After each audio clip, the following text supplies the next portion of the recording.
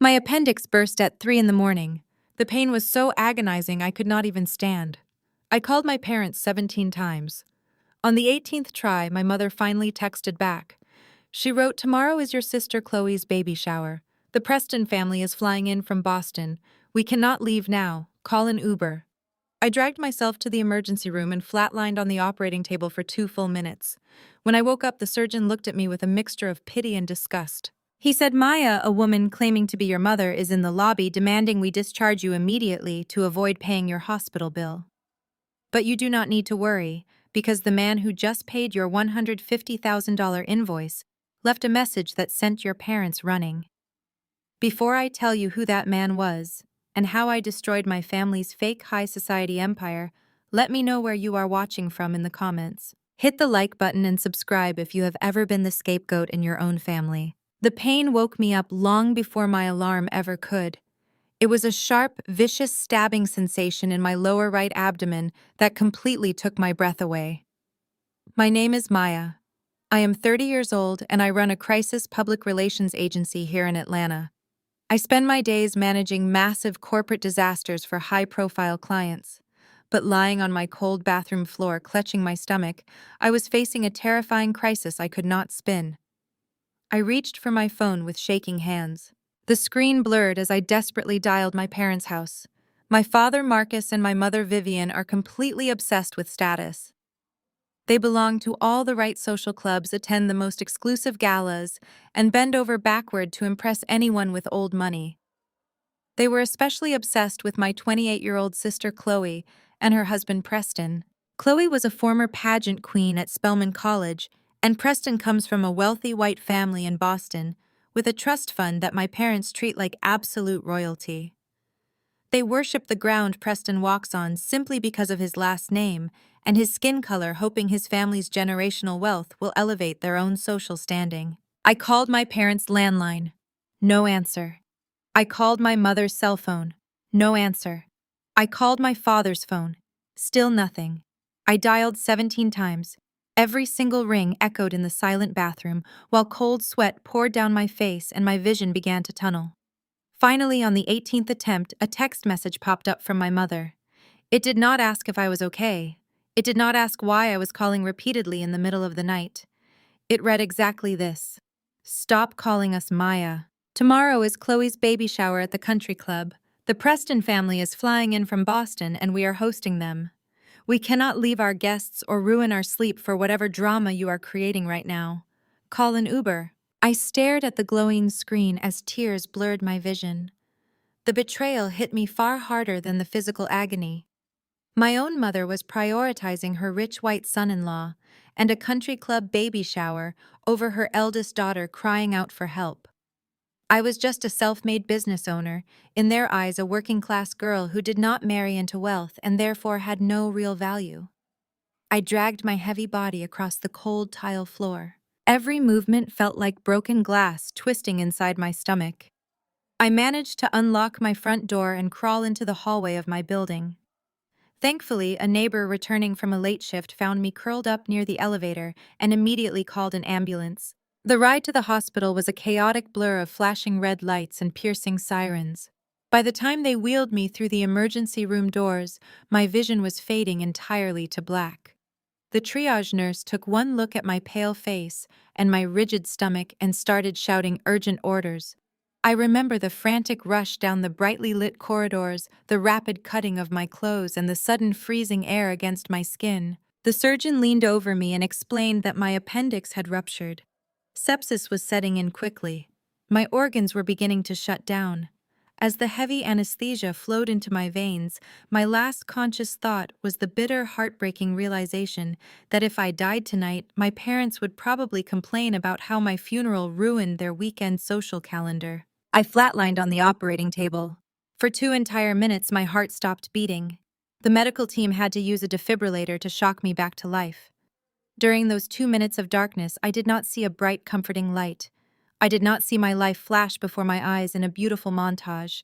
All I felt was a profound, overwhelming silence, a heavy silence that perfectly mirrored the lifelong emotional absence of my family. I had spent my entire life trying to earn their love by being incredibly responsible, by building my own successful company from the ground up, by taking care of myself so they would never have to worry. And my reward was dying alone while they worried about catering menus and expensive floral arrangements for a family that secretly looked down on them. I woke up hours later in the intensive care unit. The rhythmic, slow beeping of the heart monitor was the very first sound that registered in my foggy brain. Then the sharp, clinical smell of strong antiseptic filled my lungs. I tried to shift my weight, but an intense burning pain anchored me firmly to the hospital bed. Tubes and medical wires extended from my arms and chest.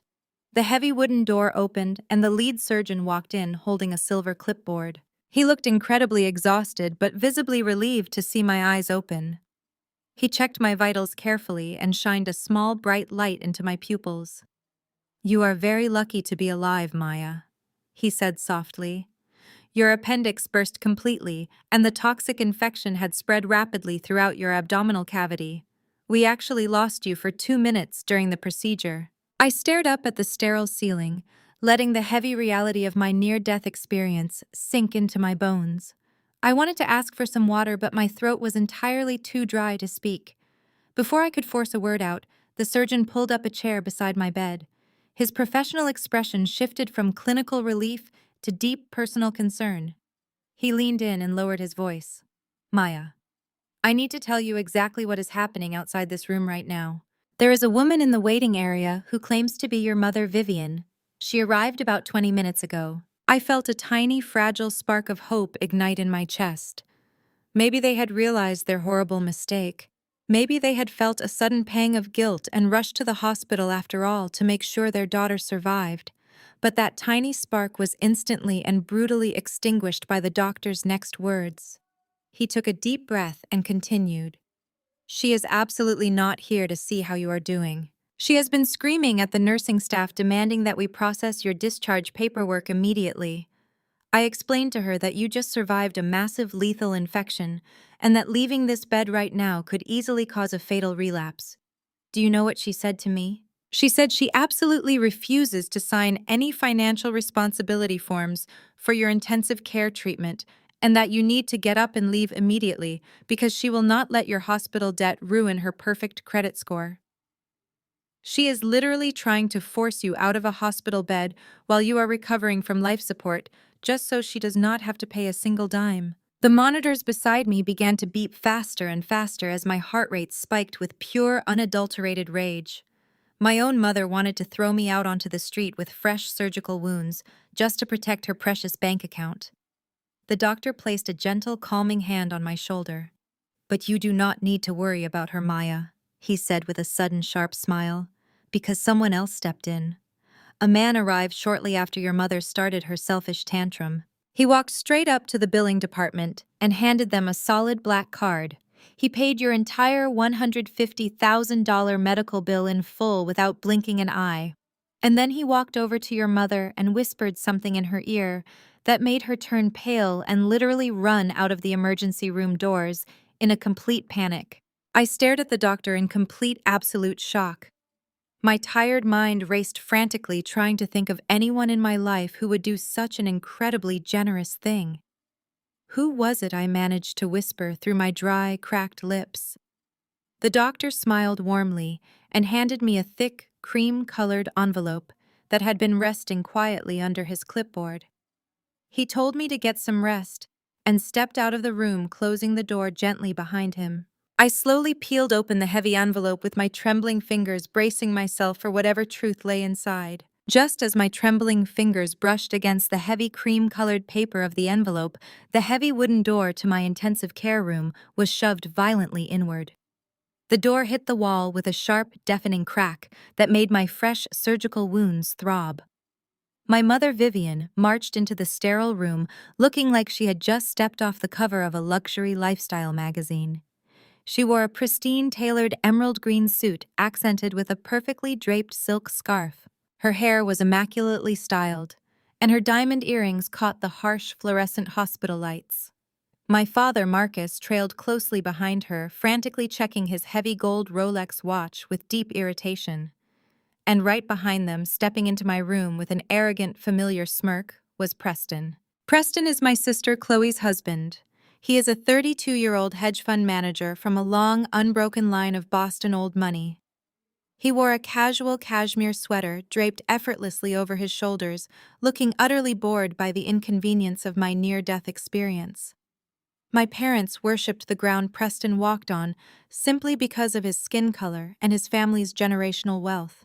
They believed tying our family to his white high society lineage would finally secure their ultimate validation in the Atlanta elite scene. Vivian did not rush to my bedside.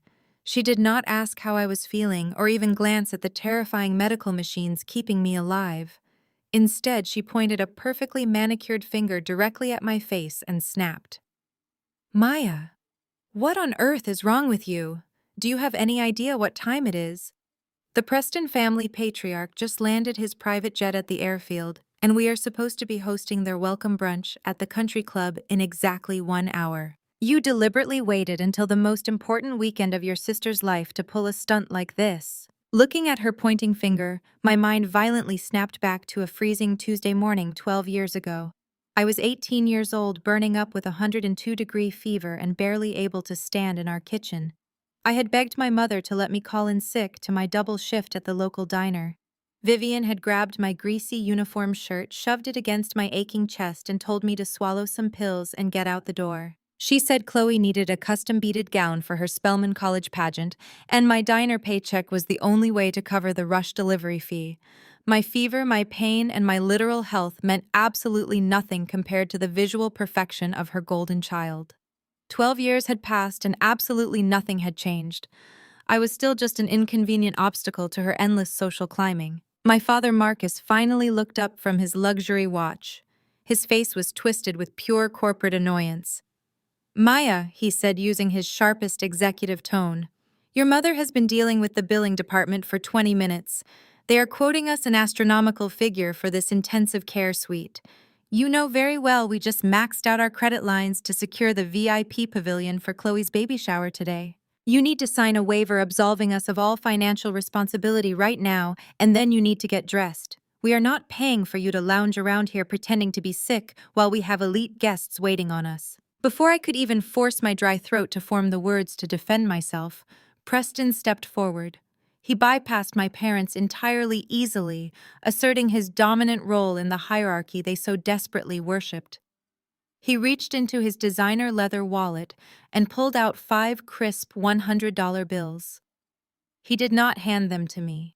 He tossed them casually onto my thin hospital blanket like he was tipping a valet driver. "Listen," Maya Preston said, his voice dripping with that quiet, condescending authority reserved for generationally wealthy men.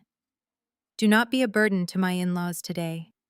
They have worked very hard to prove they belong in our social circle, and this whole medical emergency routine is incredibly tacky.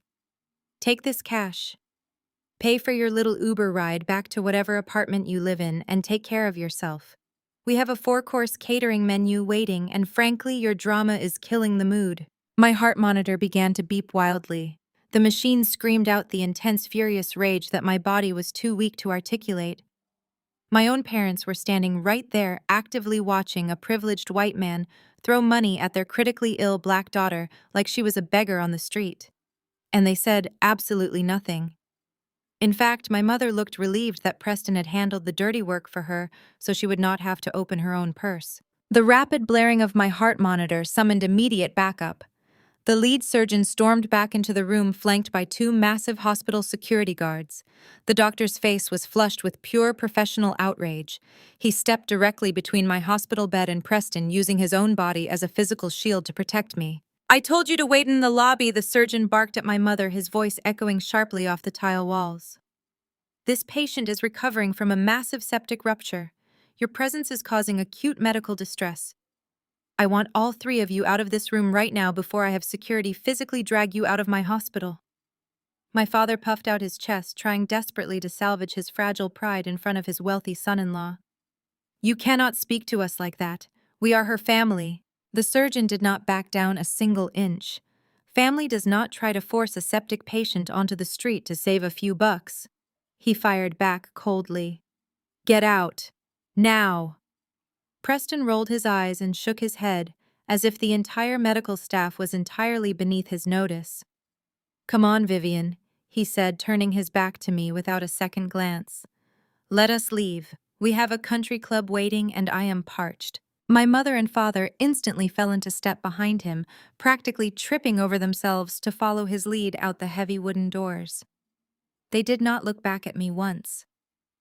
Once the door clicked shut, the surgeon let out a heavy, exhausted sigh and signaled the security guards to wait outside in the hallway. He turned back to my bed and picked up the $500 Preston had thrown on my blanket. He placed the bills on my bedside table with a look of utter disgust for the people who had just left. Then he looked down at the thick cream-colored envelope still resting in my trembling hands. "Let me help you with that, Maya," the surgeon said, his voice softening considerably. He gently took the envelope, opened it, and slid out a heavy piece of custom stationery embossed with a striking gold crest. "I told you that you do not need to worry about them," he continued, "because, like I mentioned, the man who paid your $150,000 bill in full left this specific message for you." The surgeon held up the note and read it aloud in the quiet room. It said, "Maya, rest up and heal. I have settled the invoice. Do not worry about the baby shower today. I have already sent a special gift to the country club that will give your family the exact kind of attention they desperately crave." It was signed Elijah Sterling. I stared at the name as a massive wave of realization crashed over me. Elijah Sterling, the self-made black billionaire and real estate mogul, the man whose entire corporate empire I had saved from a brutal media crisis just last year. He was not just a former client. He was the only person who treated me like the brilliant daughter he never had. Knowing Elijah and his protective, ruthless nature, his idea of a special gift at a high society gathering was going to be an absolute bloodbath. Despite the fresh surgical stitches pulling tightly across my abdomen, I could not hold it in anymore. Lying there in the intensive care unit surrounded by beeping machines and the scent of iodine, I threw my head back and laughed. My appendix burst at 3 in the morning. I was curled on my bathroom floor dialing my parents for the 17th time as my vision went black. On the 18th try, my mother Vivian finally texted back. She did not ask if I was okay. She wrote, "Your sister Chloe has her baby shower tomorrow. The Preston family is flying in from Boston. We cannot leave now. Call an Uber." I dragged myself to the emergency room, and my heart stopped on the operating table for 2 full minutes. When I finally woke up, the surgeon looked at me with pure disgust. He told me a woman claiming to be my mother was in the lobby demanding they discharge me immediately to avoid paying my medical bill. But he also told me I did not have to worry. A total stranger had just paid my entire $150,000 invoice in full and left a message that sent my parents running for the exit. Before I tell you who that man was and how I systematically dismantled my family's fake high society empire, let me know where you are watching from in the comments. Hit the like button and subscribe if you have ever been the scapegoat in your own family. The pain had woken me up long before my alarm ever could. It was a sharp, vicious stabbing sensation in my lower right abdomen that completely stole my breath. My name is Maya. I am 30 years old and I run a crisis public relations agency in Atlanta. I spend my days managing massive corporate disasters for high-profile clients. But lying on my cold bathroom floor clutching my stomach, I was facing a terrifying crisis I could not spin. I reached for my phone with shaking hands. The screen blurred as I desperately dialed my parents' house. My father Marcus and my mother Vivian are completely obsessed with status. They belong to all the right social clubs, attend the most exclusive galas, and bend over backward to impress anyone with old money. They were especially obsessed with my 28-year-old sister Chloe and her husband Preston. Chloe was a former pageant queen at Spelman College, and Preston comes from a wealthy white family in Boston with a trust fund that my parents treat like absolute royalty. They worship the ground Preston walks on simply because of his last name and his skin color, hoping his family's generational wealth will elevate their own standing in the Atlanta elite scene. I called my parents' landline. No answer. I called my mother's cell phone. No answer. I called my father's phone. Still nothing. I dialed 17 times. Every single ring echoed in the silent bathroom while cold sweat poured down my face and my vision began to tunnel. I could not breathe. I could not stand. Finally, on the 18th attempt, a text message popped up from my mother. It did not ask if I was okay. It did not ask why I was calling repeatedly in the middle of the night. It read exactly this: "Stop calling us Maya. Tomorrow is Chloe's baby shower at the country club. The Preston family is flying in from Boston and we are hosting them. We cannot leave our guests or ruin our sleep for whatever drama you are creating right now. Call an Uber." I stared at the glowing screen as tears blurred my vision. The betrayal hit me far harder than the physical agony. My own mother was prioritizing her rich white son-in-law and a country club baby shower over her eldest daughter crying out for help. I was just a self-made business owner in their eyes, a working-class girl who did not marry into wealth and therefore had no real value. This was not the first time my mother had chosen a party over my health. I remembered being 18 years old, shivering with a terrible fever. My mother had forced me to go to my shift at the local diner anyway because she needed my paycheck to buy a designer gown for Chloe's homecoming dance.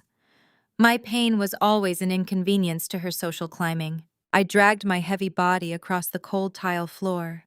Every movement felt like broken glass twisting inside my stomach. I managed to unlock my front door and crawl into the hallway of my building. I knew if I waited for an Uber, I would die in my apartment.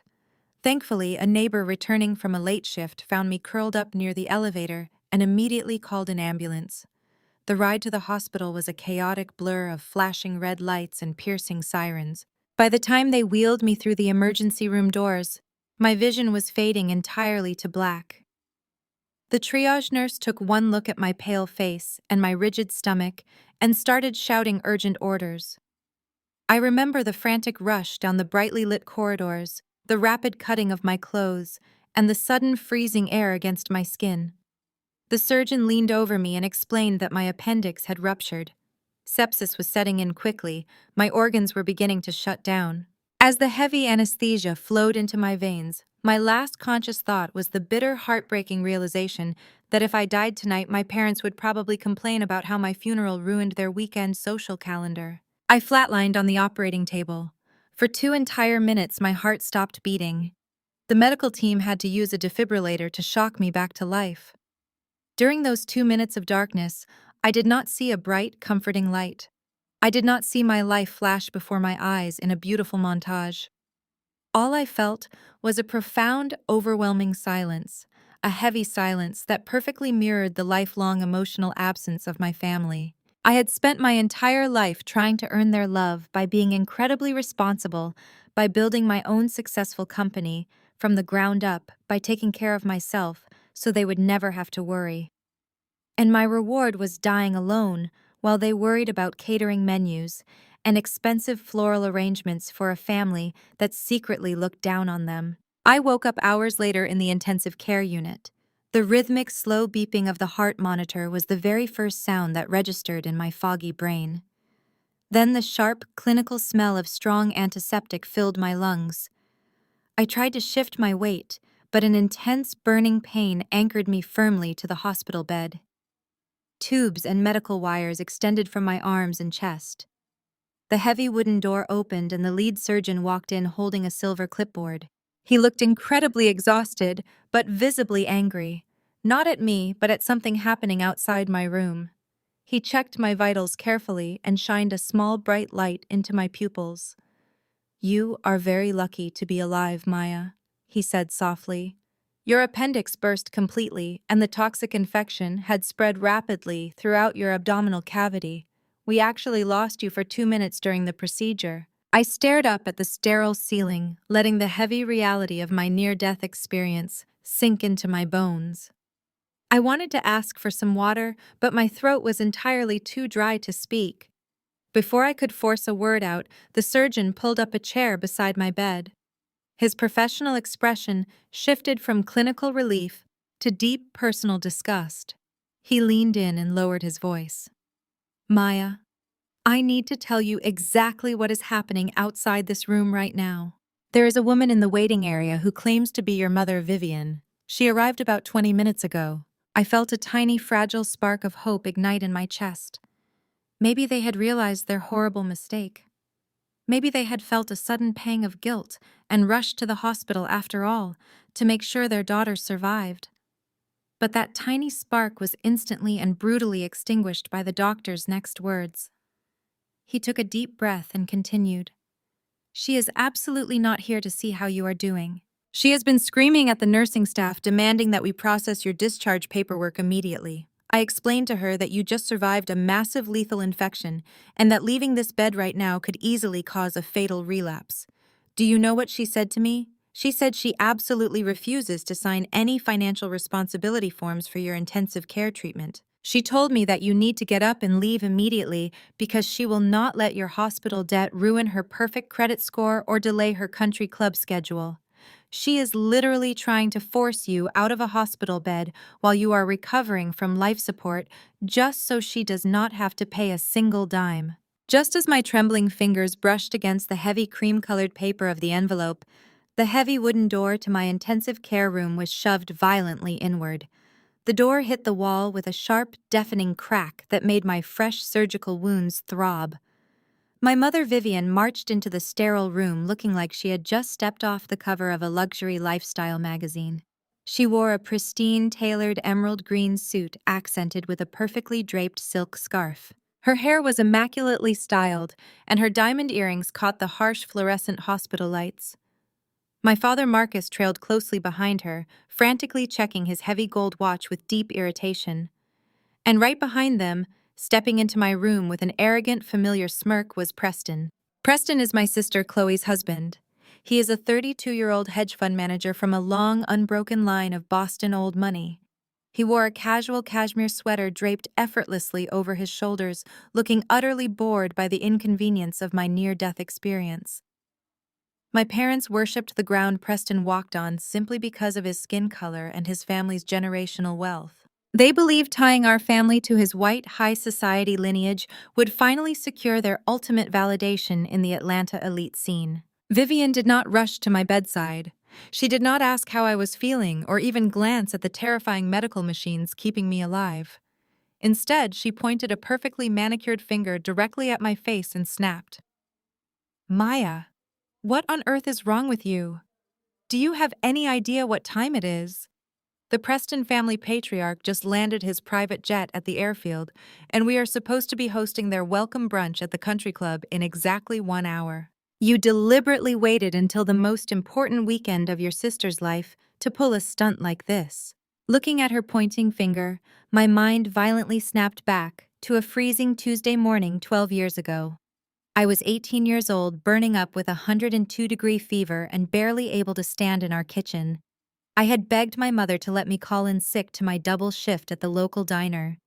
Vivian had grabbed my greasy uniform shirt, shoved it against my aching chest, and told me to swallow some pills and get out the door. She said Chloe needed a custom beaded gown for her Spelman College pageant, and my diner paycheck was the only way to cover the rush delivery fee. My fever, my pain, and my literal health meant absolutely nothing compared to the visual perfection of her golden child. 12 years had passed, and absolutely nothing had changed. I was still just an inconvenient obstacle to her endless social climbing. My father, Marcus, finally looked up from his luxury watch. His face was twisted with pure corporate annoyance. Maya, he said, using his sharpest executive tone. Your mother has been dealing with the billing department for 20 minutes. They are quoting us an astronomical figure for this intensive care suite. You know very well we just maxed out our credit lines to secure the VIP pavilion for Chloe's baby shower today. You need to sign a waiver absolving us of all financial responsibility right now, and then you need to get dressed. We are not paying for you to lounge around here pretending to be sick while we have elite guests waiting on us. Before I could even force my dry throat to form the words to defend myself, Preston stepped forward. He bypassed my parents entirely easily, asserting his dominant role in the hierarchy they so desperately worshipped. He reached into his designer leather wallet and pulled out 5 crisp $100 bills. He did not hand them to me. He tossed them casually onto my thin hospital blanket like he was tipping a valet driver. Listen, Maya, Preston said, his voice dripping with that quiet, condescending authority reserved for generationally wealthy men. Do not be a burden to my in-laws today. They have worked very hard to prove they belong in our social circle, and this whole medical emergency routine is incredibly tacky. Take this cash. Pay for your little Uber ride back to whatever apartment you live in, and take care of yourself. We have a 4-course catering menu waiting, and frankly, your drama is killing the mood. My heart monitor began to beep wildly. The machine screamed out the intense, furious rage that my body was too weak to articulate. My own parents were standing right there actively watching a privileged white man throw money at their critically ill black daughter like she was a beggar on the street. And they said absolutely nothing. In fact, my mother looked relieved that Preston had handled the dirty work for her, so she would not have to open her own purse. The rapid blaring of my heart monitor summoned immediate backup. The lead surgeon stormed back into the room, flanked by 2 massive hospital security guards. The doctor's face was flushed with pure professional outrage. He stepped directly between my hospital bed and Preston, using his own body as a physical shield to protect me. "I told you to wait in the lobby," the surgeon barked at my mother, his voice echoing sharply off the tile walls. "This patient is recovering from a massive septic rupture. Your presence is causing acute medical distress. I want all 3 of you out of this room right now, before I have security physically drag you out of my hospital." My father puffed out his chest, trying desperately to salvage his fragile pride in front of his wealthy son-in-law. "You cannot speak to us like that. We are her family." The surgeon did not back down a single inch. "Family does not try to force a septic patient onto the street to save a few bucks," he fired back coldly. "Get out. Now." Preston rolled his eyes and shook his head as if the entire medical staff was entirely beneath his notice. "Come on, Vivian," he said, turning his back to me without a second glance. "Let us leave. We have a country club waiting, and I am parched." My mother and father instantly fell into step behind him, practically tripping over themselves to follow his lead out the heavy wooden doors. They did not look back at me once. Once the door clicked shut, the surgeon let out a heavy, exhausted sigh and signaled the security guards to wait outside in the hallway. He turned back to my bed and picked up the $500 Preston had thrown on my blanket. He placed the bills on my bedside table with a look of utter disgust for the people who had just left. Then he looked down at the thick cream-colored envelope still resting in my trembling hands. "Let me help you with that, Maya," the surgeon said, his voice softening considerably. He gently took the envelope, opened it, and slid out a heavy piece of custom stationery embossed with a striking gold crest. "I told you that you do not need to worry about them," he continued, "because, like I mentioned, the man who paid your $150,000 bill in full left this specific message for you." The surgeon held up the note and read it aloud in the quiet room. It said, "Maya, rest up and heal. I have settled the invoice. Do not worry about the baby shower today. I have already sent a special gift to the country club that will give your family the exact kind of attention they desperately crave." It was signed, Elijah Sterling. I stared at the name as a massive wave of realization crashed over me.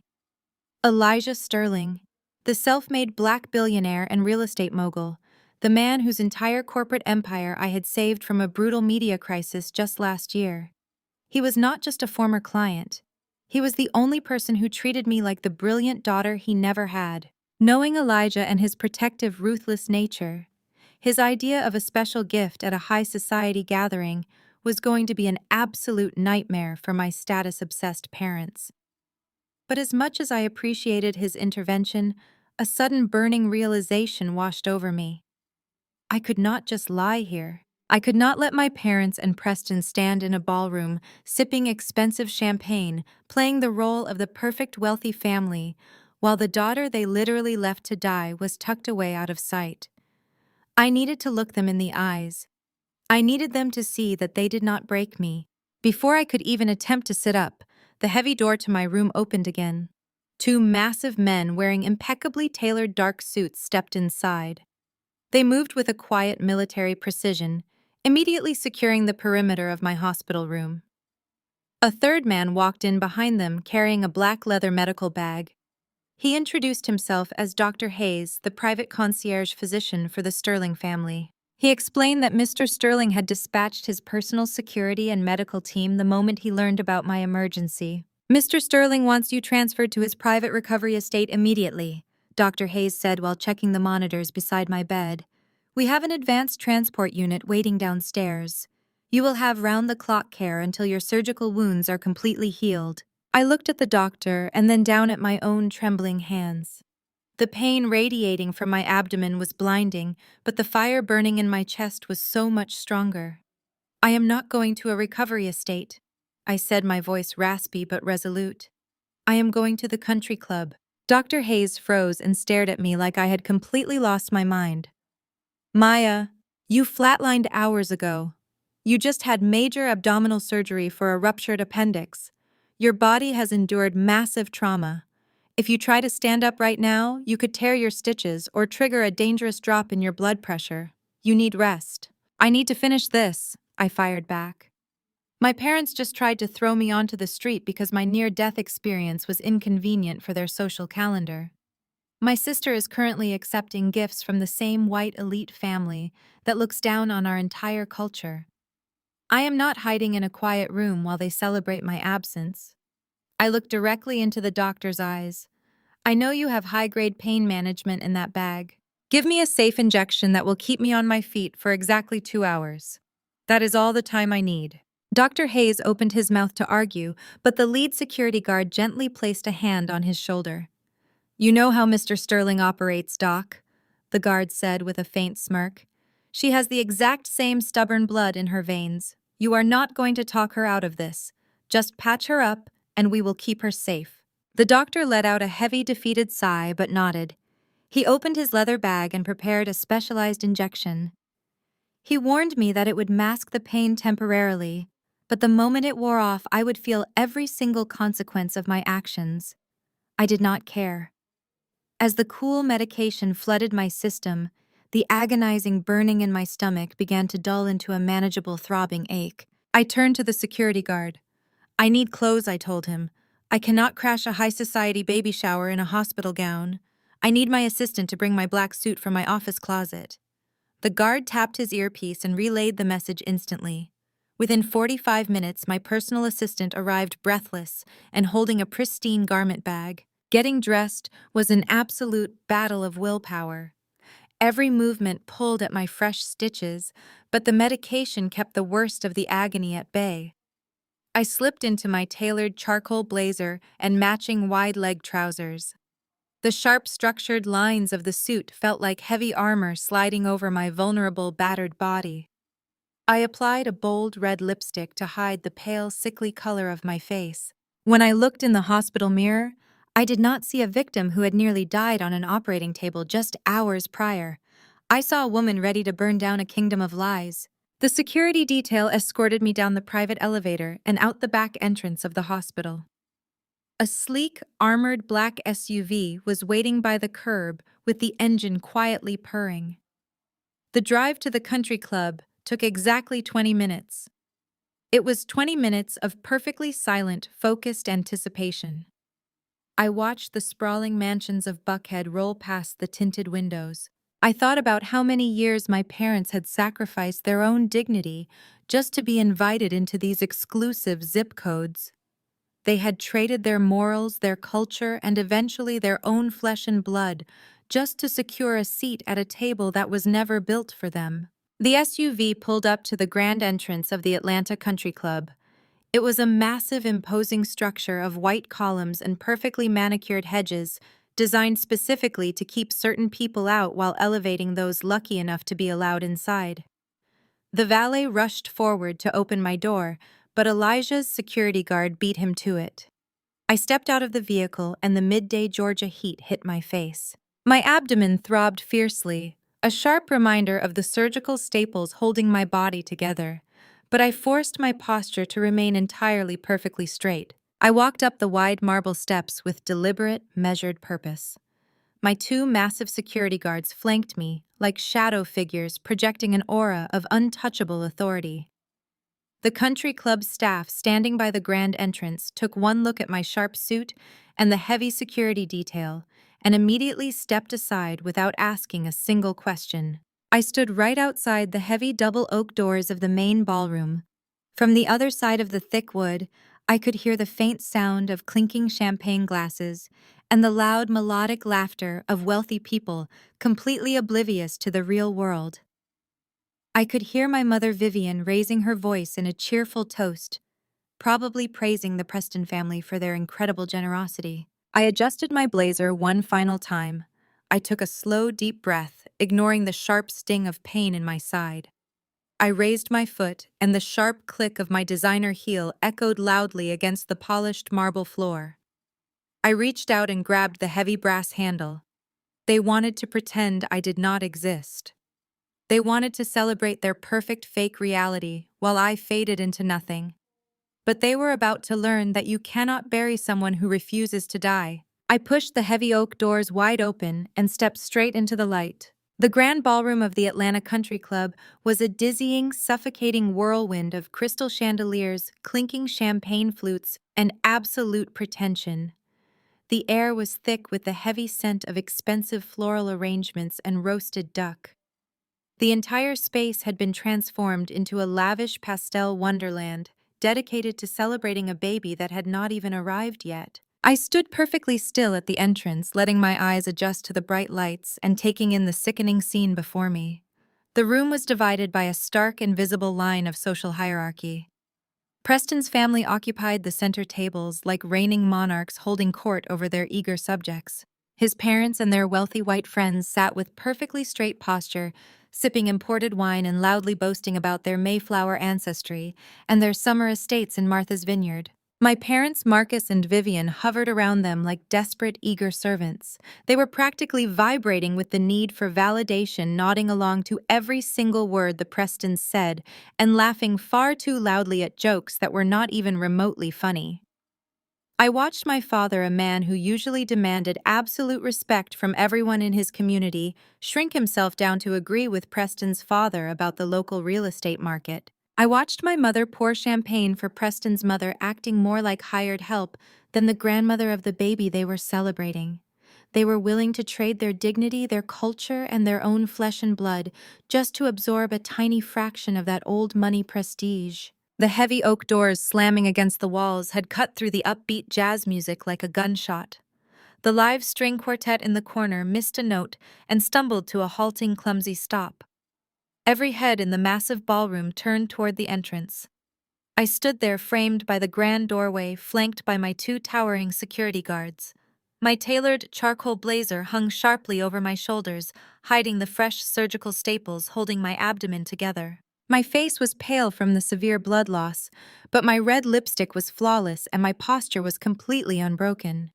The silence that fell over the room was absolute and suffocating. You could hear a pin drop on the thick carpet. My mother dropped her crystal champagne flute. It shattered violently against the polished hardwood floor, spilling expensive bubbly all over her designer shoes. My father choked on his own breath, his eyes darting frantically between me and the Preston family patriarch. They were terrified.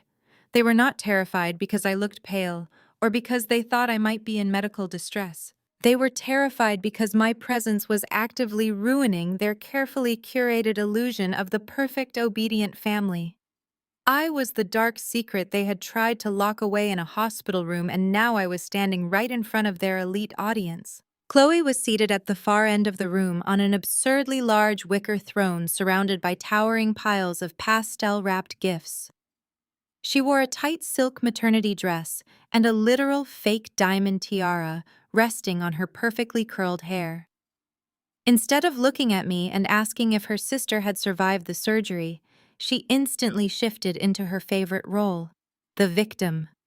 Chloe burst into loud theatrical tears that echoed across the quiet ballroom. She pointed a trembling manicured finger directly at me. "Why are you here, Maya?"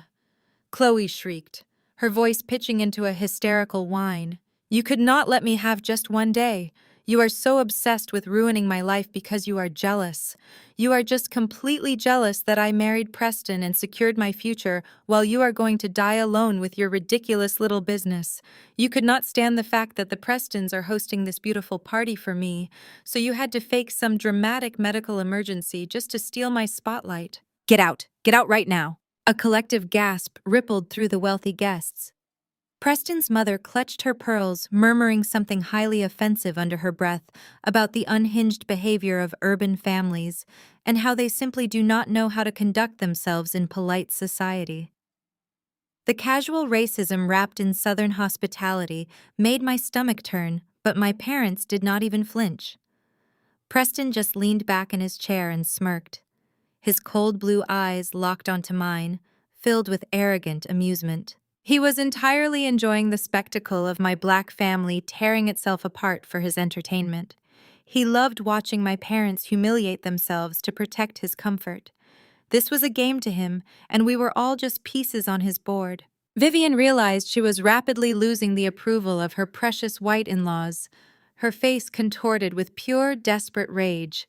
She stomped across the expansive ballroom floor, her heels clicking furiously against the wood. She did not see a daughter who had flatlined just hours ago. She saw a stubborn obstacle threatening her social climb. She marched right up to me, her chest heaving with anger. She raised her hand high into the air, fully intending to strike me across the face in front of hundreds of people just to prove her unwavering loyalty to the Preston family. "How dare you show your face here looking like a corpse and disrespecting your sister?" Vivian hissed, her voice shaking with venom. "You are going to apologize to the Prestons, and then you are going to leave before I have you thrown out." She brought her hand down fast, aiming directly for my cheek. I did not flinch. I did not blink. I did not even take a step back. I simply raised my right hand and snapped my fingers. The sharp crack of my fingers echoed loudly through the tense, heavy silence of the room. Vivian's hand stopped mere inches from my face. She gasped in shock because she had not stopped voluntarily.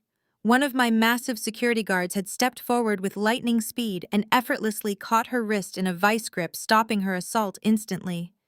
He held her arm firmly in midair, his face completely blank and unbothered by her struggling.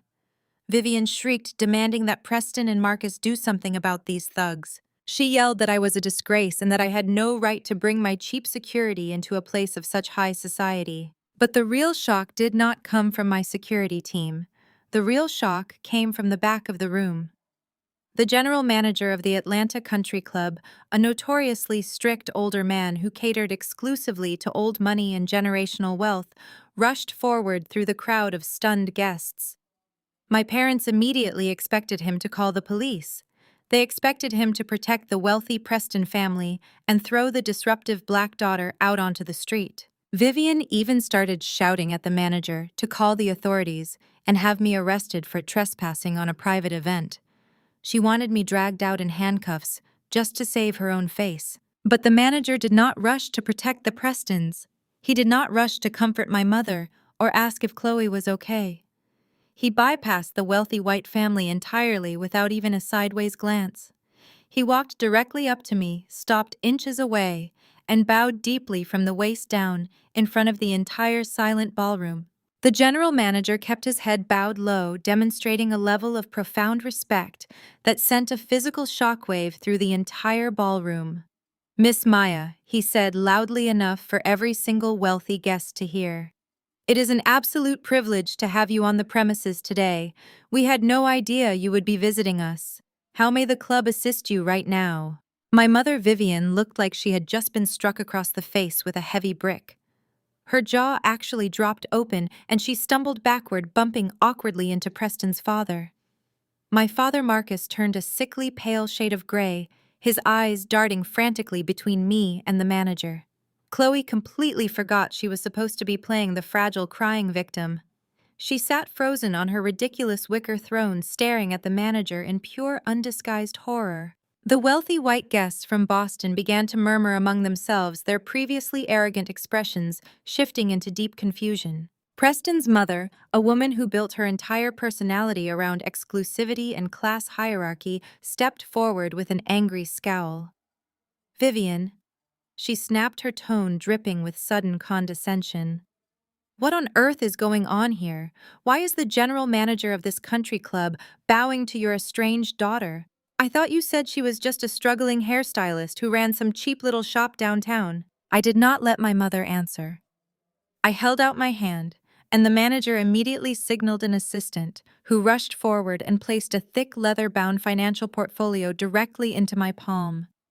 I flipped it open, taking my time, letting the unbearable, suffocating silence stretch across the massive ballroom.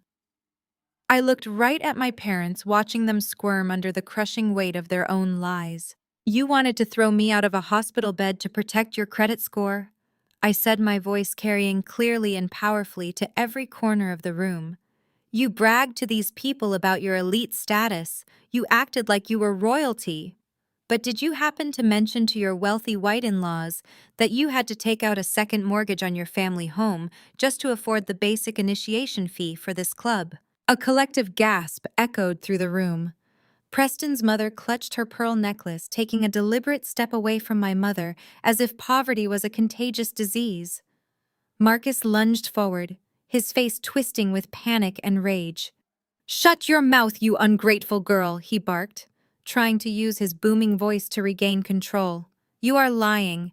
You are just trying to ruin your sister's perfect day because you are bitter and alone." I slowly closed the leather portfolio and handed it back to the manager. "You call my business a ridiculous little venture," I said, turning my gaze directly to Chloe, who was now shaking with actual fear. "You tell your in-laws that I am a struggling failure, but my public relations agency is the second largest shareholder of the Atlanta Country Club. I do not just have a membership here, Chloe. I literally own the floor you are standing on." The color drained completely from Chloe's face. The fake diamond tiara on her head suddenly looked incredibly cheap and pathetic. My parents stood entirely frozen, their carefully constructed high society illusion shattering into a million irreparable pieces in front of the very people they had sold their souls to impress. I turned back to the general manager, who was standing at attention waiting for my command. "Charles," I said, keeping my tone completely professional and icy cold. "This party is booked under my family name, which means it falls under my corporate umbrella. Downgrade this entire event immediately. Cancel the Platinum VIP package. Remove the imported champagne. Take away the 5-tier fondant cake.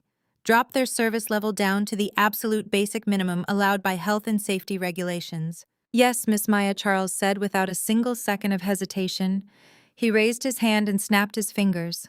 What happened next was the most beautiful, perfectly orchestrated symphony of humiliation I had ever witnessed. Dozens of country club staff members swarmed into the ballroom. They did not apologize. They did not ask for permission. They simply began dismantling the luxurious party right out from under my family. Waiters in crisp white shirts walked right up to the Preston family and literally took the crystal champagne flutes straight out of their hands. The guests watched in absolute stunned silence as the staff wheeled out massive metal carts and began loading up the expensive roasted duck, the caviar appetizers, and the towering floral centerpieces. A team of 4 workers marched up to Chloe's seating area and unceremoniously picked up the massive 5-tier custom fondant cake, wheeling it away back to the kitchen. Chloe shrieked and reached out for it, but the staff ignored her completely. Another group of waiters returned carrying cheap plastic pitchers filled with cloudy tap water. They slammed the pitchers down onto the tables along with stacks of flimsy, thin paper napkins and basic plastic cups. The luxurious string quartet packed up their expensive instruments and walked out the side door, leaving the ballroom in a dead, hollow silence. The outrage from Preston's family was instant and explosive. Preston's father threw his plastic cup onto the floor. "Marcus, what is the meaning of this absolute indignity?" he roared, his face turning bright red. "We flew all the way from Boston for a premium celebration, and you are serving us tap water in plastic cups.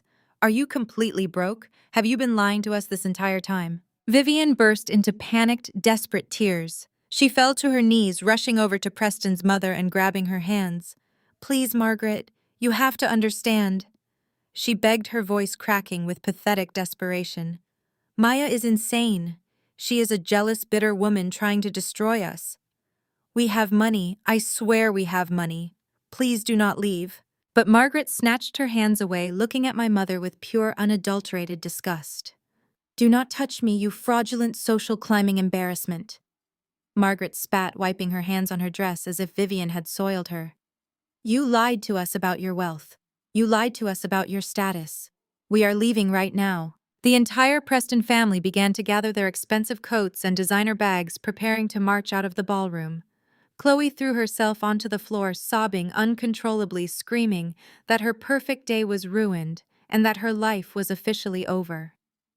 My father stood in the center of the chaos, looking like a broken, defeated old man who had just lost the only thing he truly cared about, his fake prestige. I watched them scramble and cry, feeling absolutely nothing but a cold, satisfying clarity. They had left me to die on an operating table for this party, and now this party was nothing but plastic cups and public disgrace. But right in the middle of the screaming and the crying, I noticed something strange. Preston was not yelling. He was not packing his bags with his angry parents. He was not comforting his sobbing pregnant wife on the floor. Preston was standing completely still, holding a cheap plastic cup of tap water. He looked around at his furious parents, at my groveling mother, and at his hysterical wife, and then he started to laugh. It was not a nervous laugh or an embarrassed chuckle. It was a dark, low, sinister sound that cut through the noise of the room. It was the laugh of a predator who had just trapped his prey. He tossed the plastic cup aside and began to walk slowly toward me. My two massive security guards instantly stepped forward, crossing their arms to block his path, but I raised my hand and waved them off. I wanted to see what he had to say. Preston stopped just inches away from me.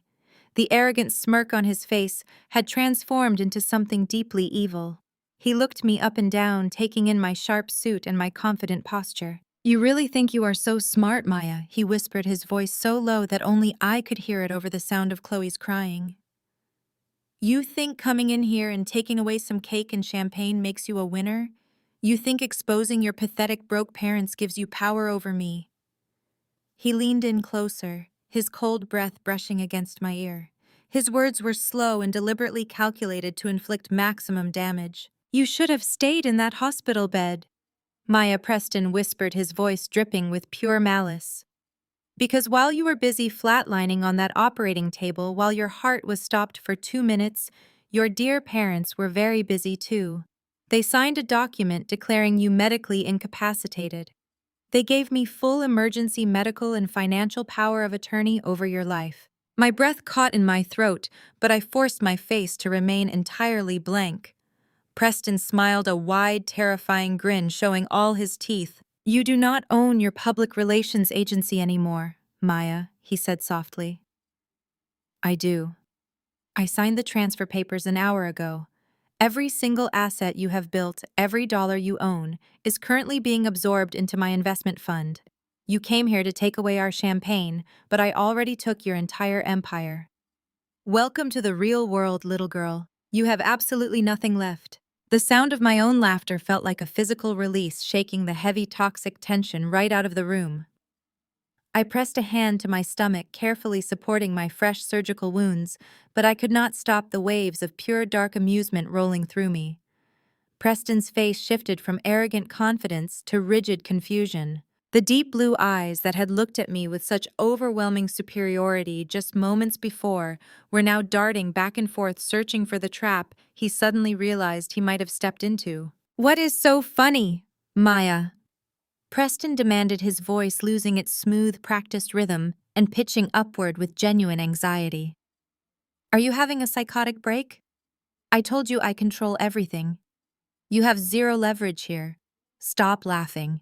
My father Marcus stepped forward, raising his hand as if he were trying to physically push my laughter back down my throat. "You are completely unhinged, Maya," he shouted, trying to cover his growing panic with aggressive bluster. "Preston just told you that you are ruined, and you stand there giggling like a madwoman.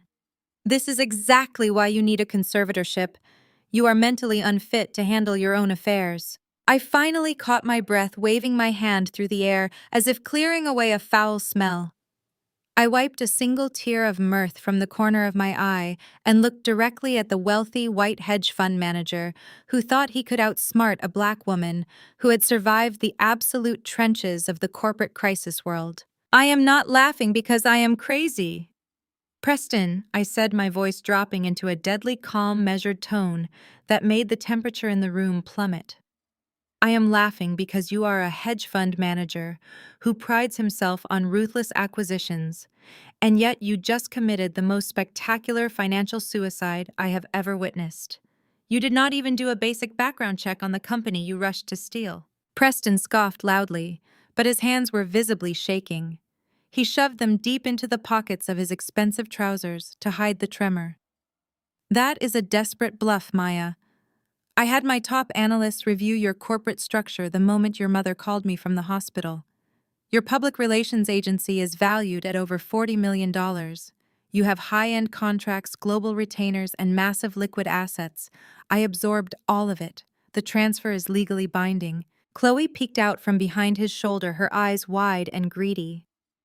"She is lying, Preston," she hissed, trying to reassure herself more than him. "She always lies when she is backed into a corner. Just call the police and have her committed like you promised." I took a slow, deliberate step forward, closing the distance between us.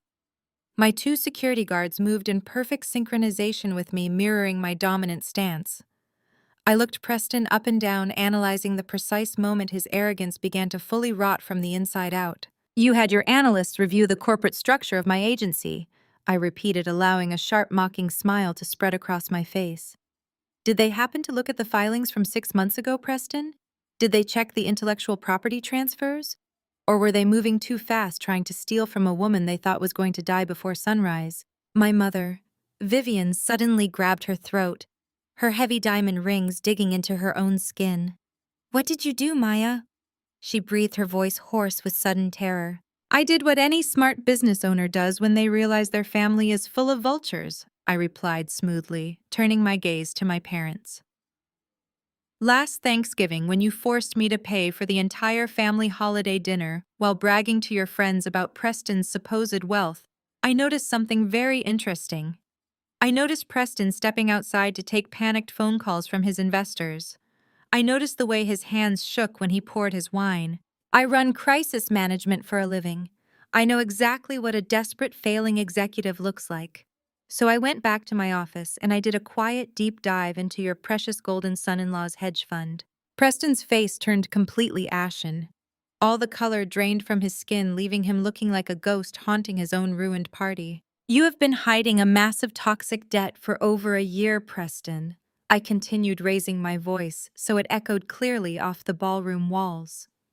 "You made a series of catastrophic illegal bets on international crypto exchanges and lost over $50 million of your investors' money. You have been shuffling funds, creating shell companies, and desperately looking for clean capital to absorb so you could hide the massive bleeding hole in your portfolio before the federal regulators came knocking." Marcus stumbled backward, hitting a small cocktail table. The remaining plastic cups rattled loudly against the wood.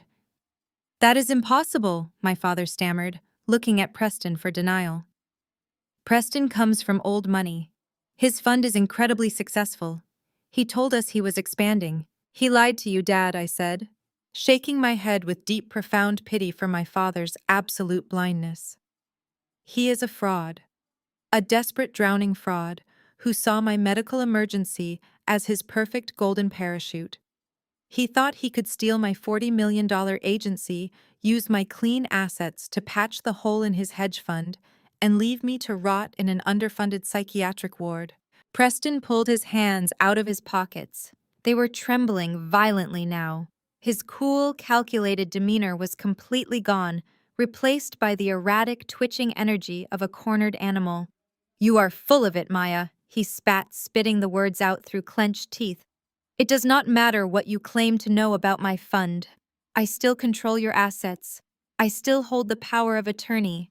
You are mine." I tilted my head, studying him like a fascinating insect trapped in a jar. "Do you honestly think I built a $40 million empire without establishing fail-safes?" I asked, my voice dripping with cold condescension. "Do you think a Black woman building her own wealth from the ground up leaves her front door unlocked for greedy, mediocre men like you to just walk inside?" I reached inside my tailored blazer and pulled out my cell phone. I tapped the screen once and pulled up a specific legal document, holding it out so Preston could see the bright digital text. 6 months ago, I said, enunciating every single word with lethal precision, I restructured my entire corporate umbrella. I transferred all of my high-end contracts, my global retainers, my liquid assets, and every single piece of valuable intellectual property out of my public relations agency. I sold the core of my business to a massive independent holding company. Preston squinted at the screen, his chest heaving as he read the legal text. His eyes darted wildly, tracking the words as the blood rushed entirely out of his face. The public relations agency that you just legally absorbed using your emergency power of attorney is an empty shell, Preston. I whispered, my voice dropping to a terrifying, dead calm pitch. It is a hollowed-out corporate husk. And the best part. I legally structured that empty shell to hold my agency's outstanding corporate tax liabilities and a massive pending commercial real estate penalty. Chloe let out a sharp, terrified gasp. Vivian began to openly weep, holding her hands over her face, as the horrific realization of what I was saying began to settle over the room. You did not steal $40 million in clean assets, Preston. I smiled, showing all my teeth. You just legally, eagerly, and irreversibly absorbed a massive toxic debt. You just tied your already failing hedge fund to a multi-million-dollar liability, and you signed the paperwork authorizing the federal government to hold you personally responsible for it. You did not steal my empire. You literally stole my garbage and tied it directly around your own neck. Preston staggered backward, as if he had been physically struck by a heavy, blunt object. He grabbed the edge of a nearby table, knocking over a pitcher of tap water that spilled directly onto his expensive Italian leather shoes. He ripped his phone out of his pocket, his fingers slipping and fumbling frantically against the screen as he tried to call his corporate lawyers. He was hyperventilating, gasping for air in short, desperate bursts. Marcus rushed over to him, grabbing Preston's shoulder. "Preston? What is she talking about?" My father yelled, his voice breaking with sheer panic. "Tell me she is lying. Tell me my grandson's future is secure." Preston ignored him, violently shoving my father away. Marcus stumbled and nearly fell to the floor, the ultimate humiliation of a man realizing the white savior he worshipped was actually the architect of his destruction. "Who did you sell the assets to?"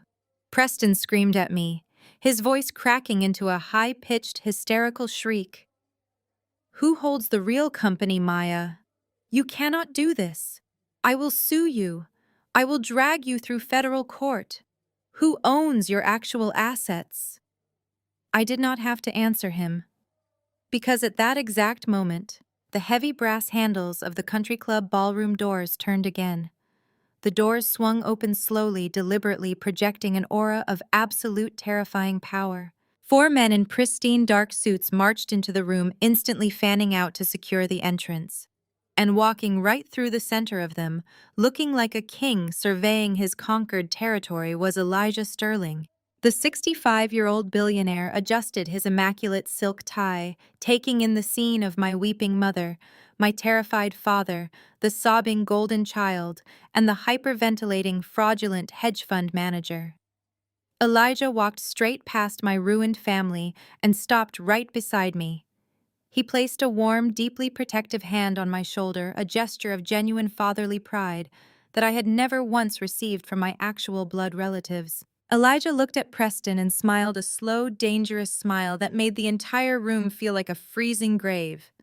"She sold the assets to Sterling Holdings' son," Elijah said, his deep, rich voice commanding absolute total submission. "She sold them to me. And looking at the absolute mess you just made of your own life, I would say it was the smartest business decision she ever made." I stepped away from Elijah's protective shadow and began to slowly pace the polished wooden floor of the ballroom.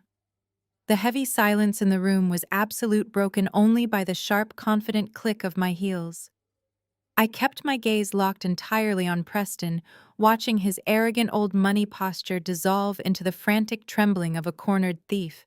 The elite white guests from Boston, who had been bragging about their generational wealth just moments ago, were now backed against the pastel-colored walls, staring at Preston with a mixture of shock and dawning horror. I wanted him to feel the exact weight of his own profound stupidity. "I want you to understand exactly when you sealed your own fate, Preston," I said, my voice steady and razor-sharp. "It was last Thanksgiving. My parents hosted a lavish dinner specifically to show you off to their elite friends in Atlanta. My father spent $2,000 on a rare bottle of bourbon just to impress you. My mother spent an entire week curating a menu that would appease your high society palate. They treated you like a reigning king holding court in their living room. But I was not looking at the expensive luxury watch on your wrist or the custom tailoring of your suit. I was looking at the cold sweat pooling at your temples. I watched you excuse yourself from the formal dining table 4 different times before we even served the main course. I paused my pacing and stood directly in front of him. You stood out on the freezing patio, pacing back and forth in the dark, barking in panicked, frantic whispers into your cell phone. You thought nobody noticed, because my parents were entirely too busy bragging about your family name to pay attention to your actual behavior. But I build and destroy corporate narratives for a living. I manage crises that would make your head spin. I know exactly what a terrified executive looks like when the margin calls start coming in and the lenders start demanding their money. That night, while you were comfortably eating my mother's perfectly roasted turkey, I went home and hired a private forensic accounting firm to look deep into your supposedly untouchable hedge fund.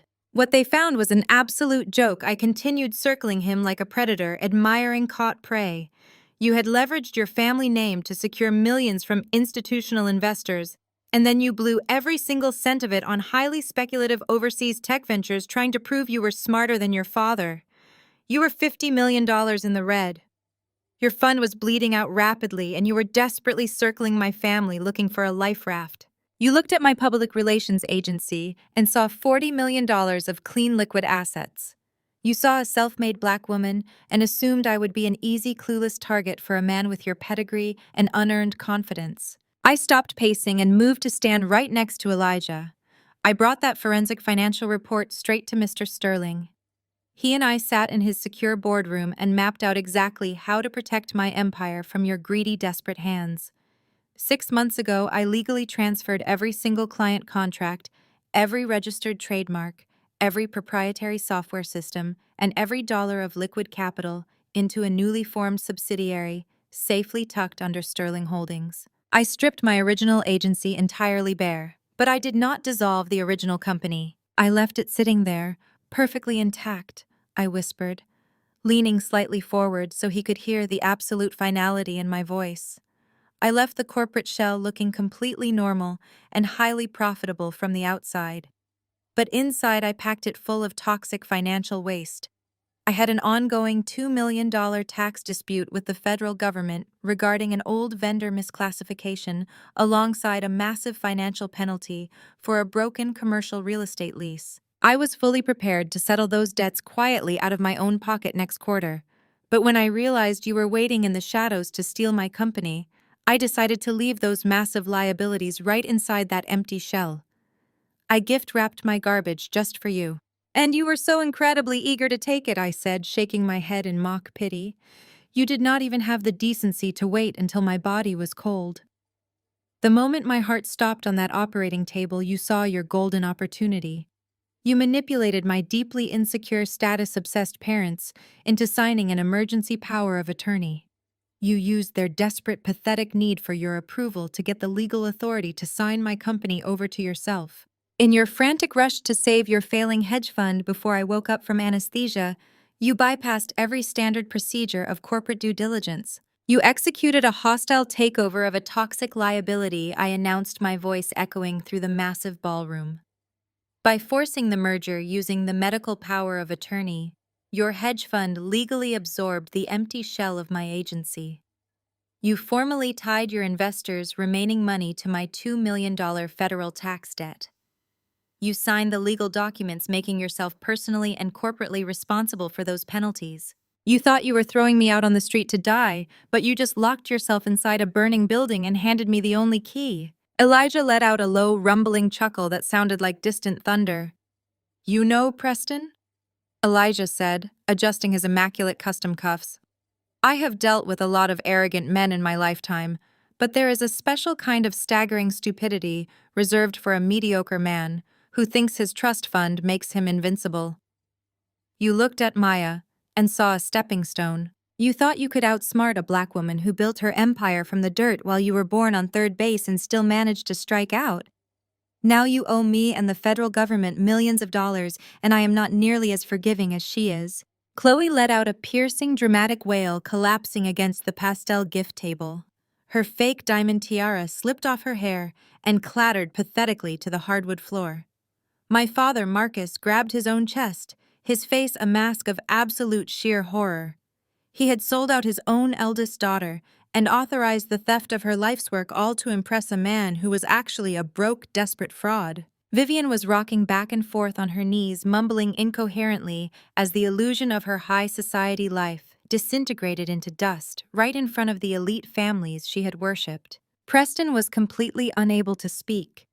His jaw worked silently, his eyes wide and severely bloodshot. He grabbed his phone, frantically swiping at the screen, his thumbs slipping on the glass as he tried to access his secure banking application. He was desperately hoping that the asset transfer had not fully processed, yet hoping he could somehow reverse the catastrophic corporate merger before his compliance officers noticed the massive influx of toxic debt. He punched in his security codes, his breath coming in ragged, panicked gasps. But the digital gears had already locked firmly into place. The dead silence in the country club ballroom was suddenly shattered by a sharp, piercing electronic ring. Preston's phone vibrated violently in his shaking palm. He stared down at the caller identification screen, and all the remaining blood drained completely from his face. It was the primary institutional bank that backed his entire hedge fund. Before the first ring even finished, a second call, notification beeped loudly over the speaker. Then a third. The screen lit up with a rapid, relentless barrage of incoming calls from his risk management team, his board of directors, and the Federal Tax Compliance Office. The avalanche of debt had officially hit his accounts, and his entire fake empire was crashing down in real time. Preston threw his violently vibrating phone against the marble wall, shattering the screen into a spiderweb of useless glass. The sharp cracking sound snapped whatever fragile thread of sanity he had left. His face contorted into an ugly, violently red mask of pure hatred. He let out a guttural scream and lunged directly at me with his hands outstretched, aiming straight for my throat. He did not care about the hundreds of high society guests watching. He only cared that a black woman had outsmarted him and ruined his life. He never even made it within 3 feet of me. My security guards moved like a synchronized wall of solid muscle. One guard caught Preston by the lapels of his custom cashmere sweater and effortlessly shoved him backward. Preston stumbled over a fallen chair and crashed hard onto the polished hardwood floor, scrambling desperately to catch his breath. Seeing her precious son thrown to the ground completely shattered Margaret's thin, polite veneer. The polite high society mask melted away instantly, revealing the raw, ugly prejudice that had always been lurking just beneath the surface of this wealthy white family. Margaret stepped forward, her voice shrill and echoing across the silent ballroom. "You people are absolute animals," she shrieked, pointing a shaking diamond-covered finger at my parents. "We knew we should never have let Preston marry into this family. You are nothing but a pack of gold-digging, fraudulent street trash trying to steal our generational wealth. We let you sit at our tables. We let you into our clubs. And this is how you repay us. You drag us into your ghetto schemes and try to destroy my son." The racist, classist venom in Margaret's words should have been enough to make my father punch a wall. It should have been enough to make my mother grab her purse, lift her chin, and walk out with whatever shred of dignity she had left. But they did not. To my absolute disgust, Marcus and Vivian actually shrank down, physically cowering before these angry white aristocrats. Vivian fell to her knees, reaching out to grab the hem of Margaret's expensive dress. "Margaret, please!" My mother sobbed, her voice cracking with pathetic desperation. "We had absolutely nothing to do with this. Maya is unstable. She has always been a bitter, jealous girl. We disown her. We have nothing to do with her actions. Please do not blame our family for her crimes. Chloe is carrying your grandson." My father turned his panicked, furious eyes on me. "Maya, fix this right now!" He roared, his voice trembling with the intense fear of losing his country club status. You are going to call your lawyers and reverse this transaction immediately. You will get on your knees and apologize to Preston and his parents. You are destroying our family name. You are ruining the most important relationship we have ever built." I stood perfectly still, looking down at them from my position. I felt a sudden wave of deep, profound pity mixed with absolute revulsion.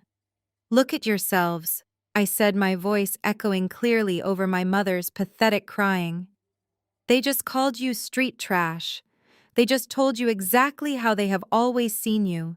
You spent your entire lives twisting yourselves into knots, sacrificing your culture and your eldest daughter just to be allowed in the back door of their world. And the moment things go wrong, they remind you that you will never truly be one of them. You are begging on your knees to people who actively hate you." Preston scrambled to his feet, adjusting his torn sweater. His face twisted into a smug, desperate sneer. "You think a little speech changes anything?" Preston spat, wiping a line of sweat from his forehead. "My family has owned banks in this country for 200 years. We have entire law firms on retainer who will absolutely crush you. We will tie you up in federal litigation for the rest of your pathetic life. We will bury you and your cheap little street hustle so deep you will never see the light of day again." He did not get to finish his threat. The heavy brass handles of the grand ballroom doors suddenly turned with a loud metallic clank. The doors swung open slowly and deliberately, projecting an aura of absolute terrifying power that instantly silenced the room. 4 men in pristine dark suits marched into the ballroom, instantly fanning out to secure the entrance. They moved with a quiet military precision that made my own security detail look like rookies.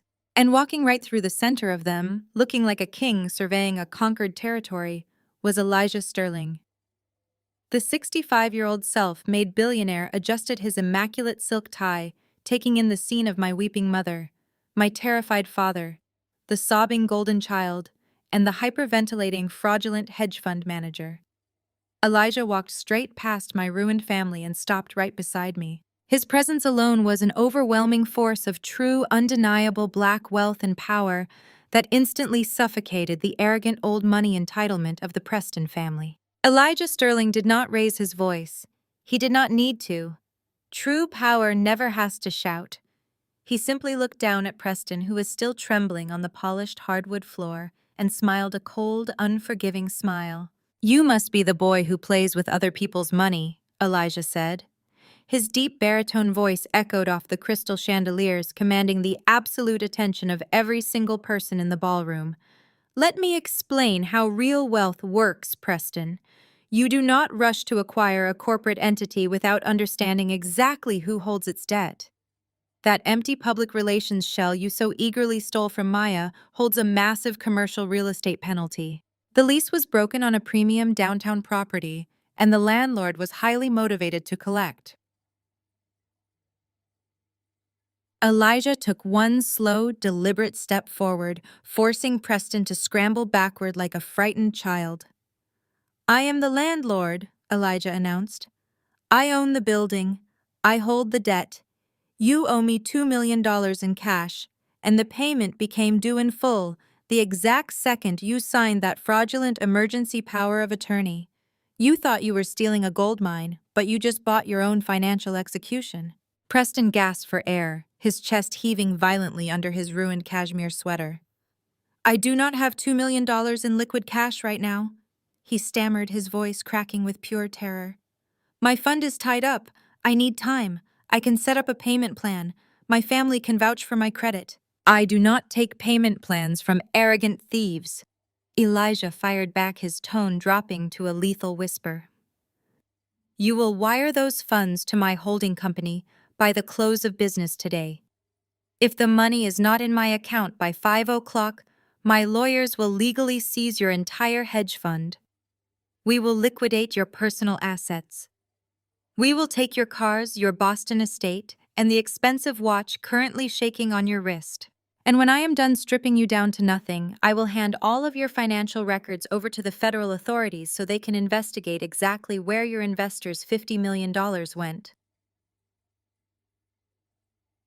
Preston turned his desperate, panicked eyes toward his parents. He reached out a trembling hand toward his mother, Margaret, the woman who had just seconds ago called my family street trash. Mom, Preston pleaded, his voice breaking. Mom, you have to help me. Talk to Dad. You can wire the money from the family trust. You have to bail me out. I watched as the great, unshakable loyalty of the Boston elite completely dissolved in the blink of an eye. Margaret looked at her son, not with maternal love, but with absolute disgust. In her world, a financial scandal of this magnitude was a permanent stain, a social death sentence that would get them exiled from their exclusive country clubs and high society galas. She took another sharp step away from him, pulling her expensive coat tightly around her shoulders. Do not look at me, Margaret snapped, her voice trembling with rage and humiliation. Your father and I warned you about your reckless investments. We told you to stop playing with those overseas tech ventures. We are not draining the family trust to cover your criminal negligence. You made this disgusting mess, Preston, and you will clean it up yourself. We are leaving. Preston's father did not even look at his son. He simply turned on his heel and marched toward the exit, his face flushed with profound embarrassment. Margaret followed closely behind him, refusing to look back.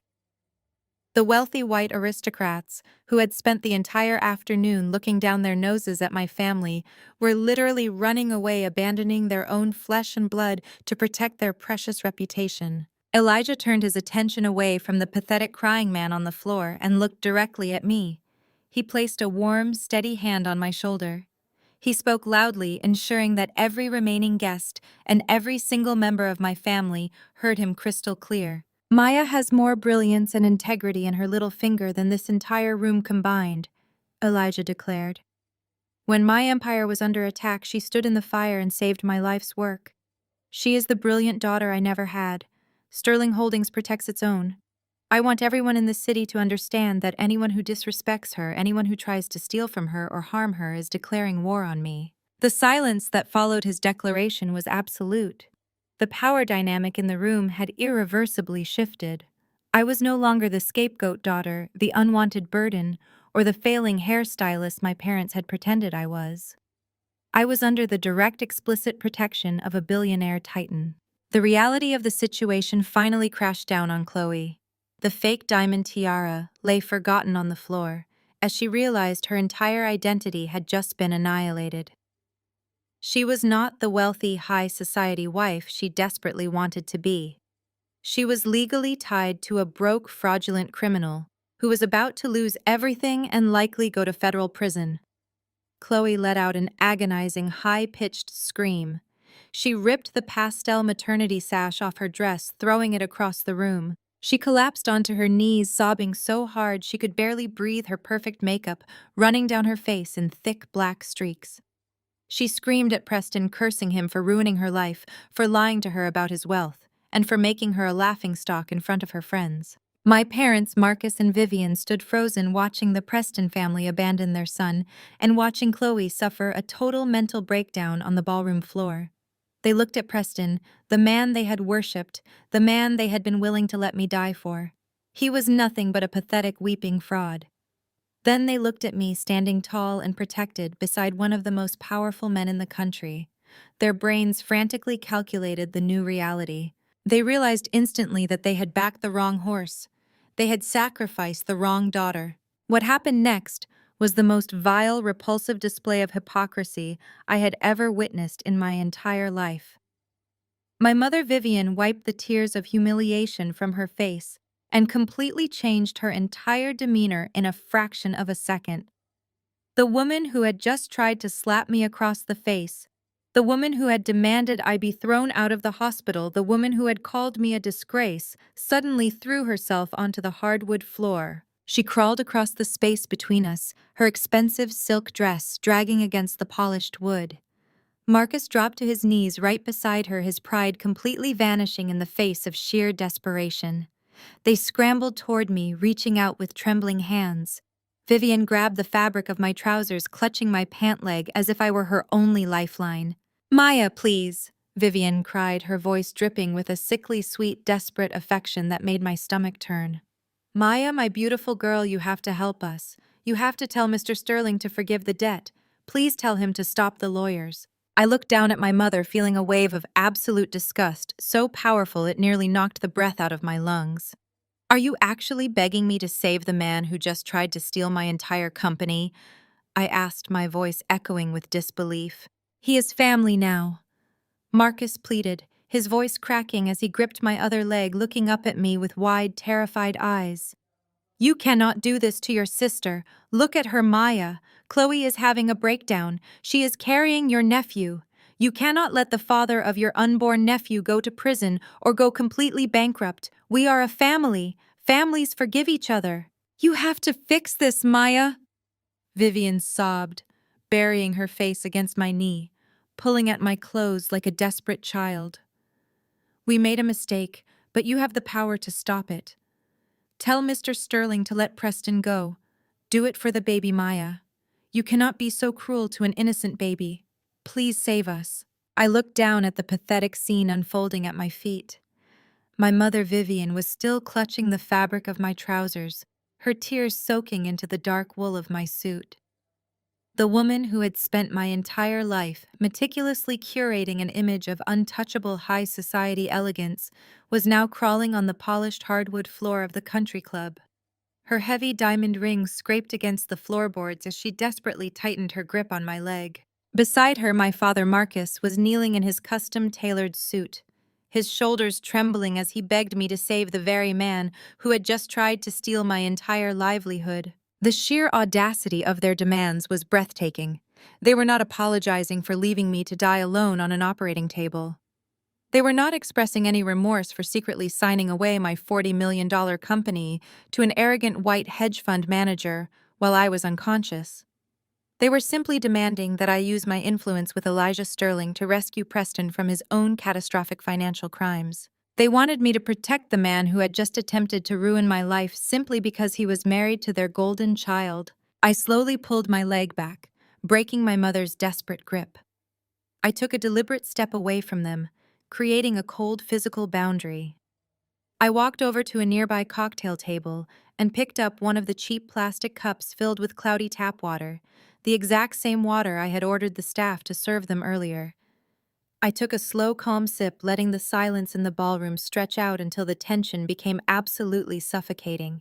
In the background, Chloe was still curled in a tight ball on the floor, sobbing hysterically over her ruined tiara and her impending bankruptcy. Preston stood completely paralyzed near the exit, staring blankly at the floor as his entire fake empire burned to ash around him. Vivian scrambled forward again, refusing to give up her manipulative tactics. Maya, please, you have to listen to me, she cried, her voice echoing with a sickly sweet maternal desperation. You cannot do this to your own sister. Chloe is carrying your nephew. She is pregnant and fragile. The stress of a federal investigation and losing all her money could be dangerous for the baby. You cannot send a pregnant woman into bankruptcy, Maya. Blood is thicker than water. We are your family. You have to tell Mr. Sterling to forgive Preston's debt. Do it for the innocent child. I stared at my mother, letting her hypocritical words wash over me. She was trying to weaponize my morality. She was trying to use a completely innocent unborn child as a human shield to protect a deeply corrupt man. I lowered the plastic cup and looked directly into my mother's tear-streaked eyes. I let the cold, dead silence hang between us for a long, terrible moment before I finally spoke. Tomorrow I have a board meeting, I said, my voice completely devoid of any emotion, perfectly mimicking the exact cadence of a robotic automated response. I cannot leave my schedule or ruin my day for whatever drama you are creating right now. Call an Uber, or better yet, call a good defense lawyer. Vivian froze completely. Her mouth fell open, and the fake, desperate tears instantly stopped flowing down her cheeks. She recognized those exact words. She recognized the precise, cold phrasing she had typed out and sent to me while my appendix was rupturing inside my body. The realization that I was throwing her own horrific cruelty directly back into her face hit her like a physical blow. She slumped back onto her heels, staring at me with wide, terrified eyes. Marcus saw that the maternal guilt trip had completely failed. He realized that begging on his knees was not going to manipulate me into saving their precious social standing. In the blink of an eye, his entire demeanor shifted violently. The desperate, pleading father vanished, and the arrogant, controlling narcissist returned with a vengeance. He stood up, brushing the dust off the knees of his expensive suit.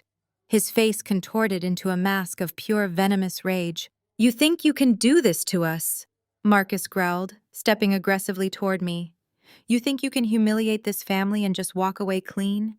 You think hiding behind a billionaire makes you untouchable? You are making a massive mistake, Maya." Elijah Sterling shifted his weight slightly, his towering presence immediately reminding my father not to take another aggressive step. Marcus stopped in his tracks, but his eyes burned with a furious, toxic hatred.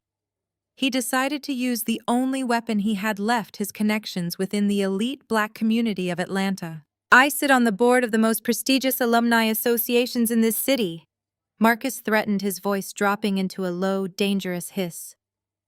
"Your mother and I have spent decades building relationships with every major charity organization, every fraternity, and every elite social club in the South.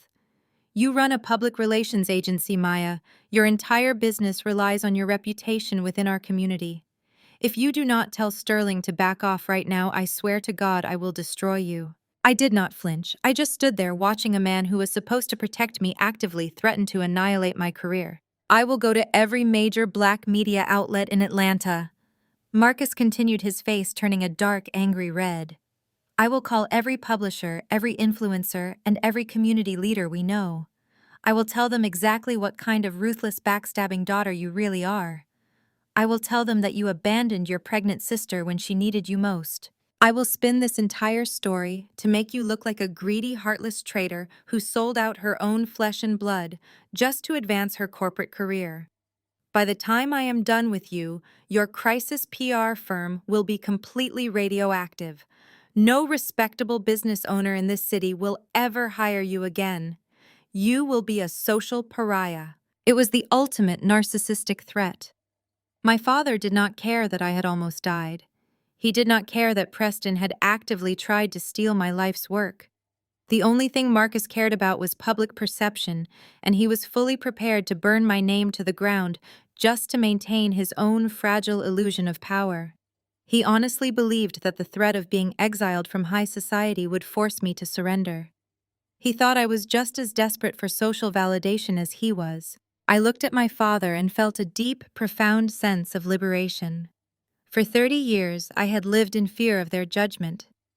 I had exhausted myself trying to be the perfect daughter, trying to earn a seat at a table that was actively designed to exclude me.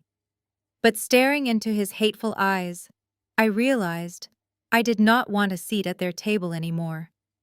I owned the entire building. "You want to go to the media?" "Dad?" I asked, my voice perfectly calm, cutting through his angry rant like a newly sharpened blade. "You want to call the publishers and the community leaders and tell them a story about our family. That is a brilliant idea. In fact, as a public relations expert, I highly recommend you provide the media with some compelling evidence to back up your claims." I reached inside the inner pocket of my tailored blazer.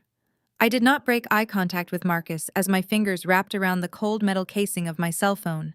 I pulled the device out and unlocked the screen, tapping smoothly into my audio files. "If you are going to pitch a story to the press, Dad, you need a really strong hook," I said softly, tapping the volume button on the side of my phone to ensure it was turned all the way up. "You need something visceral, something that really captures the true, authentic dynamic of the Washington family. Let me give you the perfect audio clip for your big press release." Marcus frowned, his arrogant expression faltering slightly as a new wave of uncertainty washed over his face. Vivian let out a soft, nervous gasp, her eyes locked onto the screen of my phone. Chloe stopped sobbing entirely, lifting her head from the floor to stare at me in fearful confusion. Even Preston turned his head, his bloodshot eyes watching me with paranoid dread. I did not hesitate for a single second. I held the phone up high so the speaker faced directly toward my parents, and I firmly pressed the play button. A sharp crackle of static echoed through the grand ballroom, cutting through the heavy, suffocating silence. Then the unmistakable rhythmic sound of a hospital heart monitor filled the air. The audio was crystal clear, capturing the cold, sterile acoustics of the intensive care unit. Every single person in the country club froze. The tired, urgent voice of the lead surgeon played loudly through the speaker. He was saying, "Sir, ma'am, you need to listen to me carefully. Your daughter just survived severe cardiac arrest. The septic infection is aggressive. She needs immediate authorization for a secondary surgery and a massive blood transfusion if she is going to make it through the night." Then came the voice of my mother, Vivian. It was not filled with panic. It was not trembling with maternal grief. It was dripping with profound irritation. "Doctor, you have to understand our position," Vivian's recorded voice complained bitterly. "We have a massive event today. The entire Preston family flew in from Boston. They are old money. We are hosting them at the country club in less than an hour. We absolutely cannot be sitting in a waiting room all day waiting for a miracle that might not even happen." A collective gasp ripped through the crowd of onlookers. The wealthy elite guests, the country club staff, and the catering crew all stared at Vivian in sheer disbelief. But the recording was not over. The worst was yet to come. The doctor's voice returned, sounding completely appalled. "Mom, your daughter is fighting for her life right now. I need you to sign the financial consent forms so we can save her." Then my father Marcus spoke. His booming, authoritative voice rang out from my phone, stripped of all its usual fake charm and polished high society grace. It was the raw, ugly voice of a man who only cared about his own prestige. "Look, doctor, let us be realistic here," Marcus's recorded voice scoffed. "She flatlined for 2 minutes. Her brain was deprived of oxygen. Even if you cut her open again and she wakes up, she is going to be a vegetable. She is going to be a massive financial burden. We are not paying hundreds of thousands of dollars to keep a lost cause alive on machines. We have a $10,000 catering deposit at the club and guests waiting. Just pull the plug. Stop the machines and give us the death certificate so we can get out of here. We are already running late." "Yes, exactly," Vivian's recorded voice quickly agreed. She has always been fiercely independent. She would not want to be a financial burden on us anyway. "Just end it, doctor. We need to leave." I firmly pressed the button on the side of my phone, stopping the recording. The audio cut off, leaving the grand ballroom plunged into a terrifying, dead silence. The kind of silence that makes your ears ring. It was the silence of pure, unadulterated horror. I did not move a single muscle. I stood perfectly still, letting the sheer brutality of their own words hang in the air like a thick, poisonous fog. I watched the blood drain completely out of my father's face, leaving him looking like a hollowed-out corpse. I watched Vivian collapse backward, landing hard on the polished wooden floor. Her hands were shaking so violently she could not even prop herself up. My father had just threatened to destroy my reputation in the elite black community of Atlanta. He had threatened to call the publishers, the community leaders, and the charity boards to tell them I was a heartless traitor who abandoned her family. But now, every single prominent member of that community standing in this very room had just heard the undeniable truth. They had just heard Marcus and Vivian willingly sentence their own eldest daughter to death to avoid being late for a baby shower. In the black community, abandoning your own child for the sake of impressing a wealthy white family is the ultimate unforgivable sin. The social execution my father had planned for me had just violently reversed course and completely annihilated him. "That is fake!" Marcus screamed, his voice cracking with wild, desperate panic. He lunged forward, reaching blindly for my phone. "That is artificial intelligence. She is a public relations spin doctor. She fabricated that audio to destroy us. Do not listen to her. He did not even make it one full step." Elijah Sterling's massive security guards instantly grabbed Marcus by the shoulders and slammed him forcefully back down onto the floor. "It is not fabricated," Elijah said, his deep baritone voice echoing with absolute freezing contempt. "My personal security team retrieved the raw security camera footage directly from the hospital administration this morning. We have the video file to match the audio. We watched you stand outside your daughter's intensive care room and order a surgeon to murder her so you could drink champagne with a hedge fund manager." You are not just frauds, Marcus. You are monsters.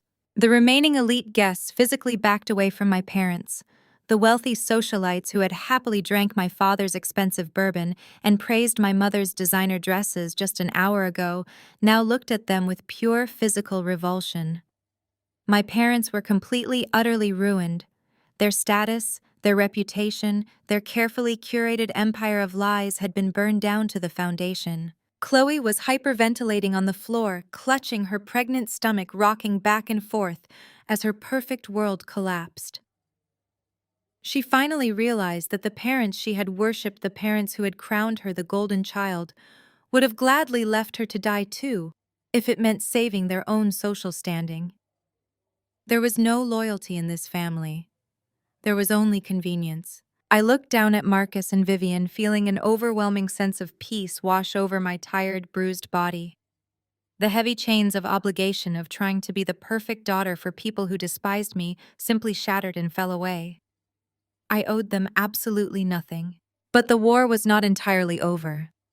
While my parents were drowning in their public social execution, Preston had been doing his own frantic calculations. The arrogant white hedge fund manager had been standing near the exit watching his entire fraudulent scheme fall apart. He knew that the $2 million commercial real estate debt he had just legally absorbed from my dummy corporation was going to trigger a federal investigation into his hedge fund. He knew Elijah Sterling was going to crush him financially and send him to federal prison. Preston realized that playing the victim was not going to work. Pleading for mercy was not going to work.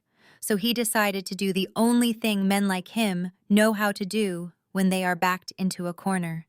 He decided to weaponize the government. Preston pulled his shattered cell phone out of his pocket. His hands were shaking, but his eyes were filled with a dark, manic desperation. He ignored his sobbing wife on the floor. He ignored my disgraced parents. He stared directly at me with a look of pure, venomous hatred and dialed a number he knew by heart. "Get me Senator Bradley," Preston barked into the phone the moment the line connected. "Tell him it is Preston. Tell him it is a financial emergency regarding his campaign contributions." Elijah narrowed his eyes, watching Preston carefully. Senator Bradley was a powerful, ruthless politician who had been backed by the old money families of Boston for decades. He was notorious for using his political influence to bury federal investigations and protect the generational wealth of his donors. "Listen to me carefully," Senator Preston said, his voice shaking with furious adrenaline. "I need you to make an emergency call to the Federal Banking Commission right now. I was just the victim of a massive corporate wire fraud. A woman named Maya Washington just illegally dumped a multi-million-dollar tax liability into my hedge fund using fraudulent intellectual property transfers. I need you to freeze her personal and business bank accounts immediately. Yes, all of them. Freeze every single asset under Sterling Holdings related to her agency pending a federal tax evasion investigation." Preston lowered the phone and looked at me with a sick, triumphant grin. "You think you are the only one who can play chess? Maya," he sneered, his chest heaving. "You think having a billionaire on your side makes you invincible? My family bought and paid for the politicians in this state before you were even born. I just froze your entire life. You cannot access a single dime. You cannot pay your lawyers. You cannot pay your staff. You are completely paralyzed." Preston stepped forward, kicking a broken champagne flute out of his way. "You have exactly 24 hours, he threatened, his voice dropping into a vicious growl. "Tomorrow night is the annual charity gala downtown. Every major political and financial player in the state will be there. You are going to walk onto that stage, take the microphone, and publicly declare that your asset transfer was a clerical error. You are going to sign my hedge fund out of that toxic debt and take the $2 million penalty back onto your own shoulders. If you do not beg for my forgiveness in front of the entire city tomorrow night, I will have the senator keep your accounts locked until the federal government seizes everything you own. You will go to prison for tax fraud and I will walk away clean." I turned away from his flushed, frantic face and walked slowly across the polished hardwood floor. My heels clicked in a steady, hypnotic rhythm, cutting through the suffocating tension that had gripped the room. I moved toward the massive floor-to-ceiling windows that overlooked the impeccably manicured lawns of the country club. I looked out at the rolling green hills and the pristine golf course. It was a playground built exclusively for men, exactly like Preston. A world designed to protect generational wealth and insulate them from the consequences of their own staggering incompetence. I stood there for a long moment, letting the afternoon light catch the sharp lines of my tailored suit. Then I turned back to face him. I did not tremble. I did not drop to my knees. I let a slow, chilling smile spread across my face. Preston's chest was heaving. He stood there clutching his phone like it was a loaded weapon, expecting me to crumble. He fully expected the terrifying weight of the federal government and the institutional machinery of an old money politician to break my spine. He thought that because he could make one desperate phone call to a corrupt senator, he had automatically won the war. My father Marcus instantly saw a glimmer of hope in Preston's political threat. The moment Marcus realized the white establishment might still have the upper hand, his allegiance violently pivoted yet again. He scrambled up from the floor, pulling Vivian up beside him. "Maya, you need to listen to him right now," Marcus pleaded, his voice completely stripped of its former venom, now replaced by cowardly, frantic urgency. "You cannot fight Senator Bradley. You cannot fight the Federal Banking Commission. They will lock you in a cage and throw away the key. Preston is offering you a way out. Tomorrow night is the Unity Charity Gala. Every major political figure in Atlanta will be sitting in the front row. Just go up to the podium and apologize. Tell them it was a misunderstanding. Give him the company back. Do it to save your own life." Vivian nodded vigorously, her ruined makeup making her look like a terrifying, tragic clown. "Please, Maya," Vivian begged, gripping her own hand so tightly her knuckles turned white. "A public apology is nothing compared to federal prison. We can spin it. We can tell everyone you were confused from the surgery. We can save the family reputation. Just give Preston what he wants so we can all go back to normal." I looked at my parents, feeling a wave of absolute profound disgust. They were actively encouraging their daughter to commit federal perjury and take on $2 million of toxic corporate debt just to appease a white man who had literally tried to rob me blind. They were perfectly willing to let me destroy my own pristine reputation and risk my own freedom as long as they did not lose their precious country club privileges. I shifted my gaze back to Preston. His arrogant smirk had fully returned. He thought my silence was the sound of surrender. He thought the sight of my parents begging me to capitulate was the final nail in my coffin. "You think freezing my checking accounts freezes my mind, Preston?" I asked, my voice dropping into a deadly calm pitch that echoed off the crystal chandeliers. "You think cutting off my access to liquid capital suddenly erases the 10 years I spent building a crisis management empire? I destroy corrupt politicians for breakfast. I bury arrogant, fraudulent executives before my morning coffee. You just threatened a public relations expert with a public scandal. You did not corner me, Preston. You just handed me a microphone." Preston scoffed, taking a confident step forward. "You are bluffing," he spat. "You have no money to pay your legal team. You have no resources. Tomorrow night at the gala, you are going to walk onto that stage in front of the mayor, the governor, and every elite family in this state. You are going to look into the cameras, and you are going to beg for my forgiveness.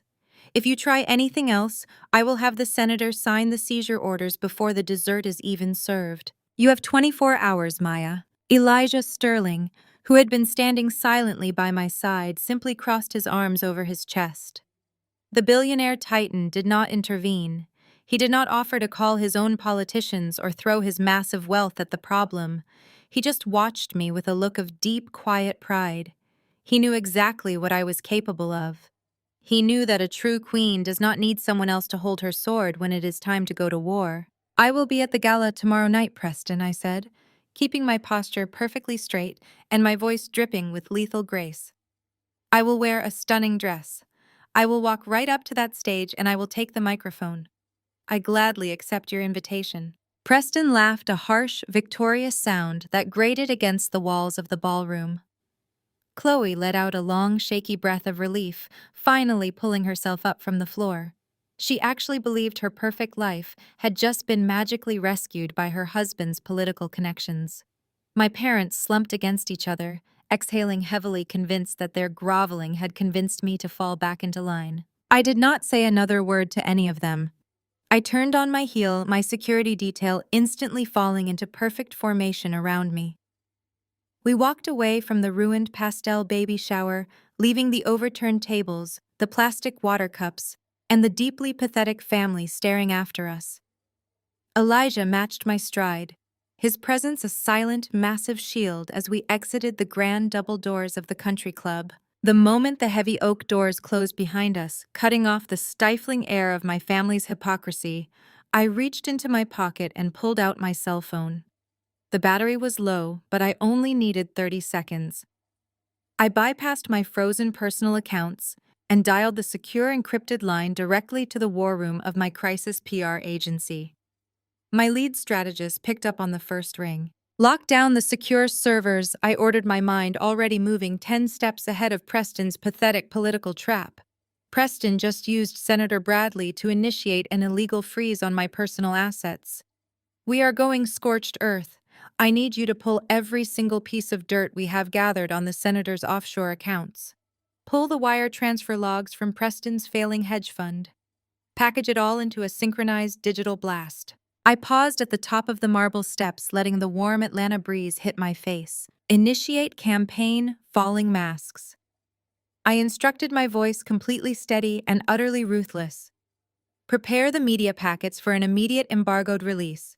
Target every major news outlet, federal watchdog, and high society publisher in the state. Do not release a single word until I give the signal tomorrow night. Prepare a surprise for them at the gala.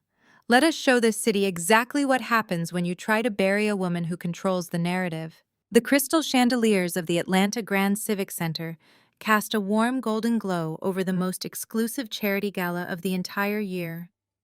The massive ballroom was a sea of tailored tuxedos and custom designer gowns. Every major political figure, wealthy real estate developer, and media mogul in the state was seated at the velvet-draped tables sipping expensive champagne. It was the ultimate gathering of power and influence. My parents, Marcus and Vivian, walked through the grand double doors with their heads held impossibly high. They had spent the last 24 hours terrified, but Preston had convinced them his corrupt political connections had completely neutralized me. They wore their absolute best formal wear, projecting the fake, untouchable arrogance of the elite. Vivian adjusted her diamond necklace while Marcus shook hands with local politicians, acting as though the horrific recording of them at the hospital had never even existed. Chloe waddled in beside Preston, wearing a glittering silver maternity dress. She looked incredibly smug, fully believing her wealthy white husband had successfully weaponized the federal government against her own sister. Preston was practically glowing with arrogant victory. He adjusted his silk bow tie and mingled with the senators and judges, playing the role of the generous billionaire philanthropist to absolute perfection. He was completely certain that my bank accounts were frozen solid by his political allies. He truly believed I was standing somewhere in the shadows, completely broken, terrified, and ready to surrender my $40 million company to him in front of the entire city. The room quieted down as the gala host announced the keynote speaker. Preston walked confidently up the velvet stairs to the main stage. He gripped the edges of the clear acrylic podium and leaned into the microphone. He put on his best fake sympathetic smile, smoothing his features into an expression of deep manufactured concern. He told the silent audience that family was the most important thing in the world. He said his sister-in-law, Maya, had made a terrible clerical error with her business transfers, causing a massive legal misunderstanding. But because he was a generous, forgiving man, he was going to allow her to come up to the stage and publicly set the record straight. He looked out into the glittering crowd, waiting for me to crawl up to the microphone and beg for his mercy. I walked down the center aisle. I was not wearing the muted, quiet colors of a defeated woman. I wore a striking crimson-red gown that demanded absolute attention from every single person in the room. My spine was perfectly straight, and my heels clicked sharply against the polished marble floor. I did not look at the ground. I looked directly into Preston's cold blue eyes. My parents smirked from their front row table, eagerly waiting for my ultimate public humiliation. I walked up the stairs and stepped to the podium. Preston moved aside, crossing his arms over his chest with a victorious sneer. He fully expected me to pull out a crumpled piece of paper and read a desperate, prepared apology to save myself from federal prison. But my hands were completely empty. I did not lean into the microphone. I did not say a single word. Instead, I looked past the stage toward the elevated sound booth in the back of the massive auditorium. I caught the eye of my lead public relations strategist, who was standing right behind the audio-visual technician. I gave him a single sharp, unwavering nod. I stepped back from the podium as the massive floor-to-ceiling LED screen behind the stage suddenly buzzed to life. The entire ballroom gasped in unison. It was not a corporate logo or a heartwarming charity presentation. The massive screen lit up in bright, blinding high definition, displaying perfectly clear digital copies of federal arrest warrants and heavily classified offshore wire transfer records. The collective gasp from 500 of the most powerful people in Atlanta sucked all the oxygen out of the grand ballroom. On the massive high-definition screen illuminating the stage, the heavily classified offshore wire transfer records were displayed in crisp, undeniable detail. Beside them were the federal arrest warrants stamped and signed by a federal judge just hours ago. Preston slowly turned his head to look at the screen. The smug, victorious smirk that had been plastered across his face completely melted away, replaced by the sheer hollow terror of a man who just realized he was standing on a landmine. He frantically grabbed the edges of the clear acrylic podium, his knuckles turning stark white. He looked out into the glittering crowd, desperately searching the front rows for his political savior. Senator Bradley Preston shouted into the microphone, his voice cracking into a high-pitched panic. "Senator Bradley, you promised me. You said you froze her accounts. You said you took care of this." Elijah Sterling stood up slowly from his center table. He buttoned his custom tuxedo jacket with infuriating calm. The entire ballroom fell dead silent, waiting for the billionaire titan to speak. "Your corrupt politician is not going to save you, boy." Elijah's deep baritone voice boomed across the silent room, requiring no microphone at all to command absolute authority. Senator Bradley tried to make that phone call to the Banking Commission last night. But he quickly changed his mind when my legal team informed him that Maya had already submitted a complete, unredacted dossier of your financial crimes directly to the Federal Bureau of Investigation. A politician might protect a wealthy donor, but no senator is going to sacrifice his own career to protect a sinking ship actively being investigated for federal wire fraud. Maya's bank accounts were never frozen. You never had any leverage at all. You just walked willingly onto a stage to publicly confess. I stepped back up to the microphone, pulling it smoothly from its stand. I looked right at Preston, who was now hyperventilating, his perfectly styled hair falling limply across his sweaty forehead. I flashed him a radiant, razor-sharp smile. "You see, Preston," I said, my voice echoing clearly over the massive sound system. "When you stole $50 million, you did not just steal from anonymous corporate investors. The documents on this screen prove exactly where you transferred those funds from. You drained the trusts of the very Boston elite who looked down their noses at my family. You stole from your own aunts, your uncles, and the generational shareholders of your own family's wealth. You robbed the old money aristocrats blind just to cover your reckless overseas gambling. And the moment I hit send on those emails this afternoon, your own family actively cooperated with the federal authorities to have you locked away." Right on cue, the heavy oak doors at the back of the ballroom were thrown violently open. A team of federal agents wearing dark tactical windbreakers over their formal wear marched down the center aisle. Their heavy boots echoed against the marble floor, a terrifying rhythmic drumbeat that signaled the absolute end of Preston's fake empire. The crowd parted instantly, giving the agents a wide, clear path to the stage. Preston began to back away, shaking his head wildly. "No," he sobbed, holding his hands up as if he could physically push the federal agents away. "No, you do not understand. I come from a good family. I have money. You cannot do this to me." The lead federal agent did not even blink. He grabbed Preston by the shoulder, spun him around, and slammed him face first against the clear acrylic podium. The sharp metallic click of heavy steel handcuffs snapping shut around Preston's wrists echoed loudly through the microphone. The agent began reading him his Miranda rights, citing multiple counts of federal wire fraud, corporate embezzlement, and tax evasion. Preston cried like a terrified child, begging anyone in the front row to help him. Nobody moved a single muscle. Chloe let out a blood-curdling, agonizing scream. She tried to run toward the stage, but her high heels caught on the hem of her glittering silver maternity dress. She collapsed hard onto the carpeted floor, clutching her pregnant stomach and sobbing hysterically. Her perfect, wealthy, high society fantasy had just been completely annihilated. She was not the untouchable elite wife she thought she was. She was the pregnant wife of a disgraced federal criminal who had just lost absolutely everything. My parents, Marcus and Vivian, jumped out of their seats. They did not run to comfort their sobbing golden child on the floor. Instead, they instinctively tried to scurry away from the front row, desperately attempting to blend into the crowd of stunned onlookers and escape the immediate blast radius of the scandal. "Not so fast, Marcus," I called out through the microphone, stopping my father dead in his tracks. The spotlight operator, following my gaze, instantly swung a bright, blinding beam of white light directly onto my parents, pinning them in place. The entire audience of Atlanta's most prominent Black doctors, lawyers, real estate developers, and political leaders turned to stare at them with profound, unadulterated disgust. These were the exact same people Marcus and Vivian had spent decades trying to impress. "You thought you could walk away from this?"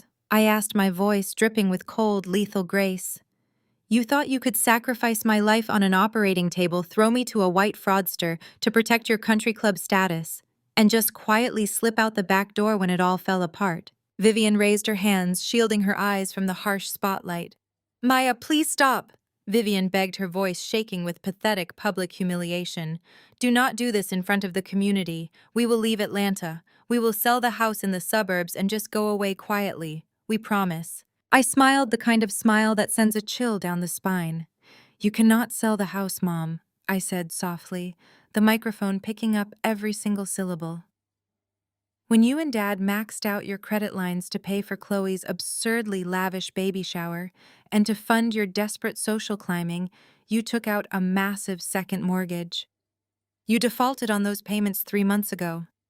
The bank was quietly preparing to foreclose." Marcus puffed out his chest, trying to summon one last ounce of his fake patriarchal authority.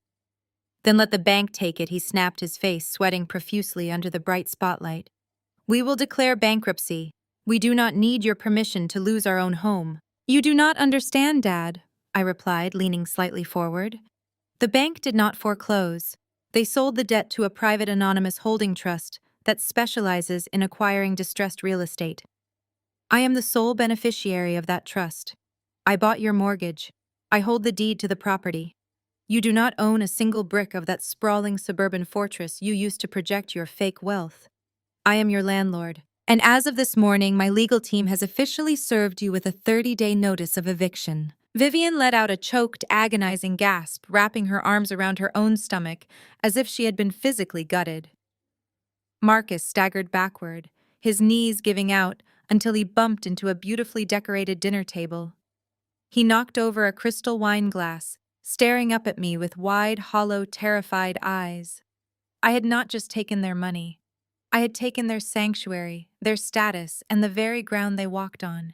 The elite Black community of Atlanta, the prestigious fraternity brothers, the sorority sisters, the charity board members, and the old money matriarchs did not offer my parents a single ounce of sympathy. The whispers in the room quickly grew into loud vocal condemnations. The crowd parted, creating a wide, empty circle around Marcus, Vivian, and the sobbing Chloe.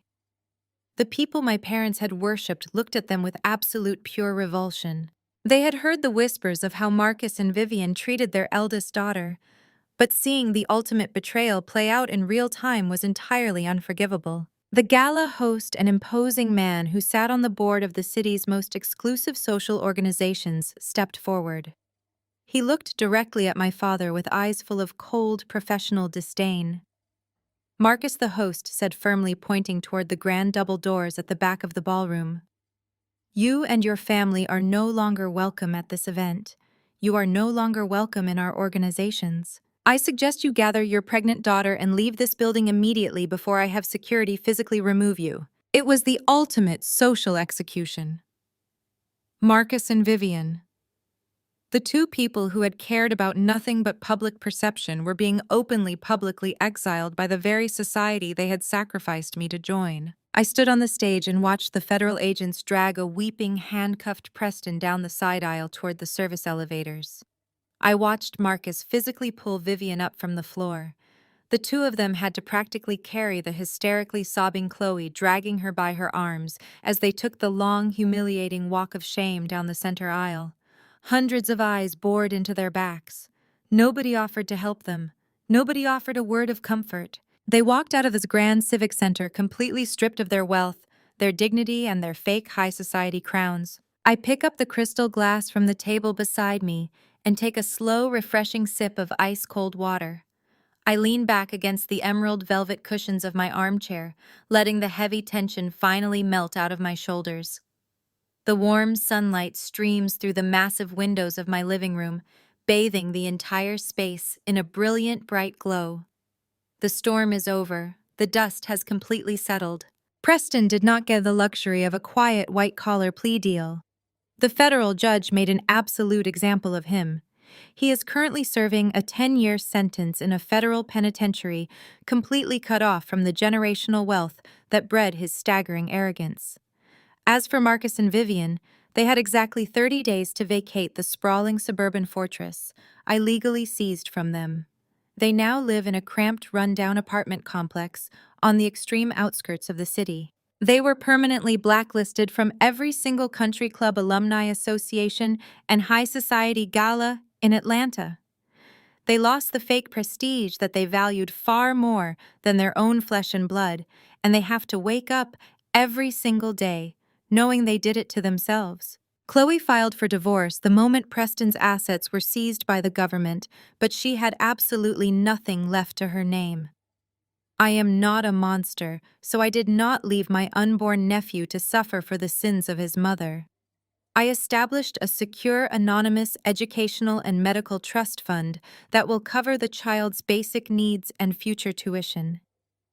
But I drafted the legal stipulations with absolute ruthless precision. Neither Chloe nor my parents can ever access a single dime of that money. The funds go directly to the schools and the pediatricians. They can never use that innocent child as a pawn to fund their lifestyle again. Looking back at that terrifying night in the intensive care unit, I realized something incredibly profound. Family is not defined by shared genetics or a shared last name. True family are not the people who abandon you to attend a pastel baby shower. True family are the people who stand right next to your hospital bed when your heart monitor flatlines.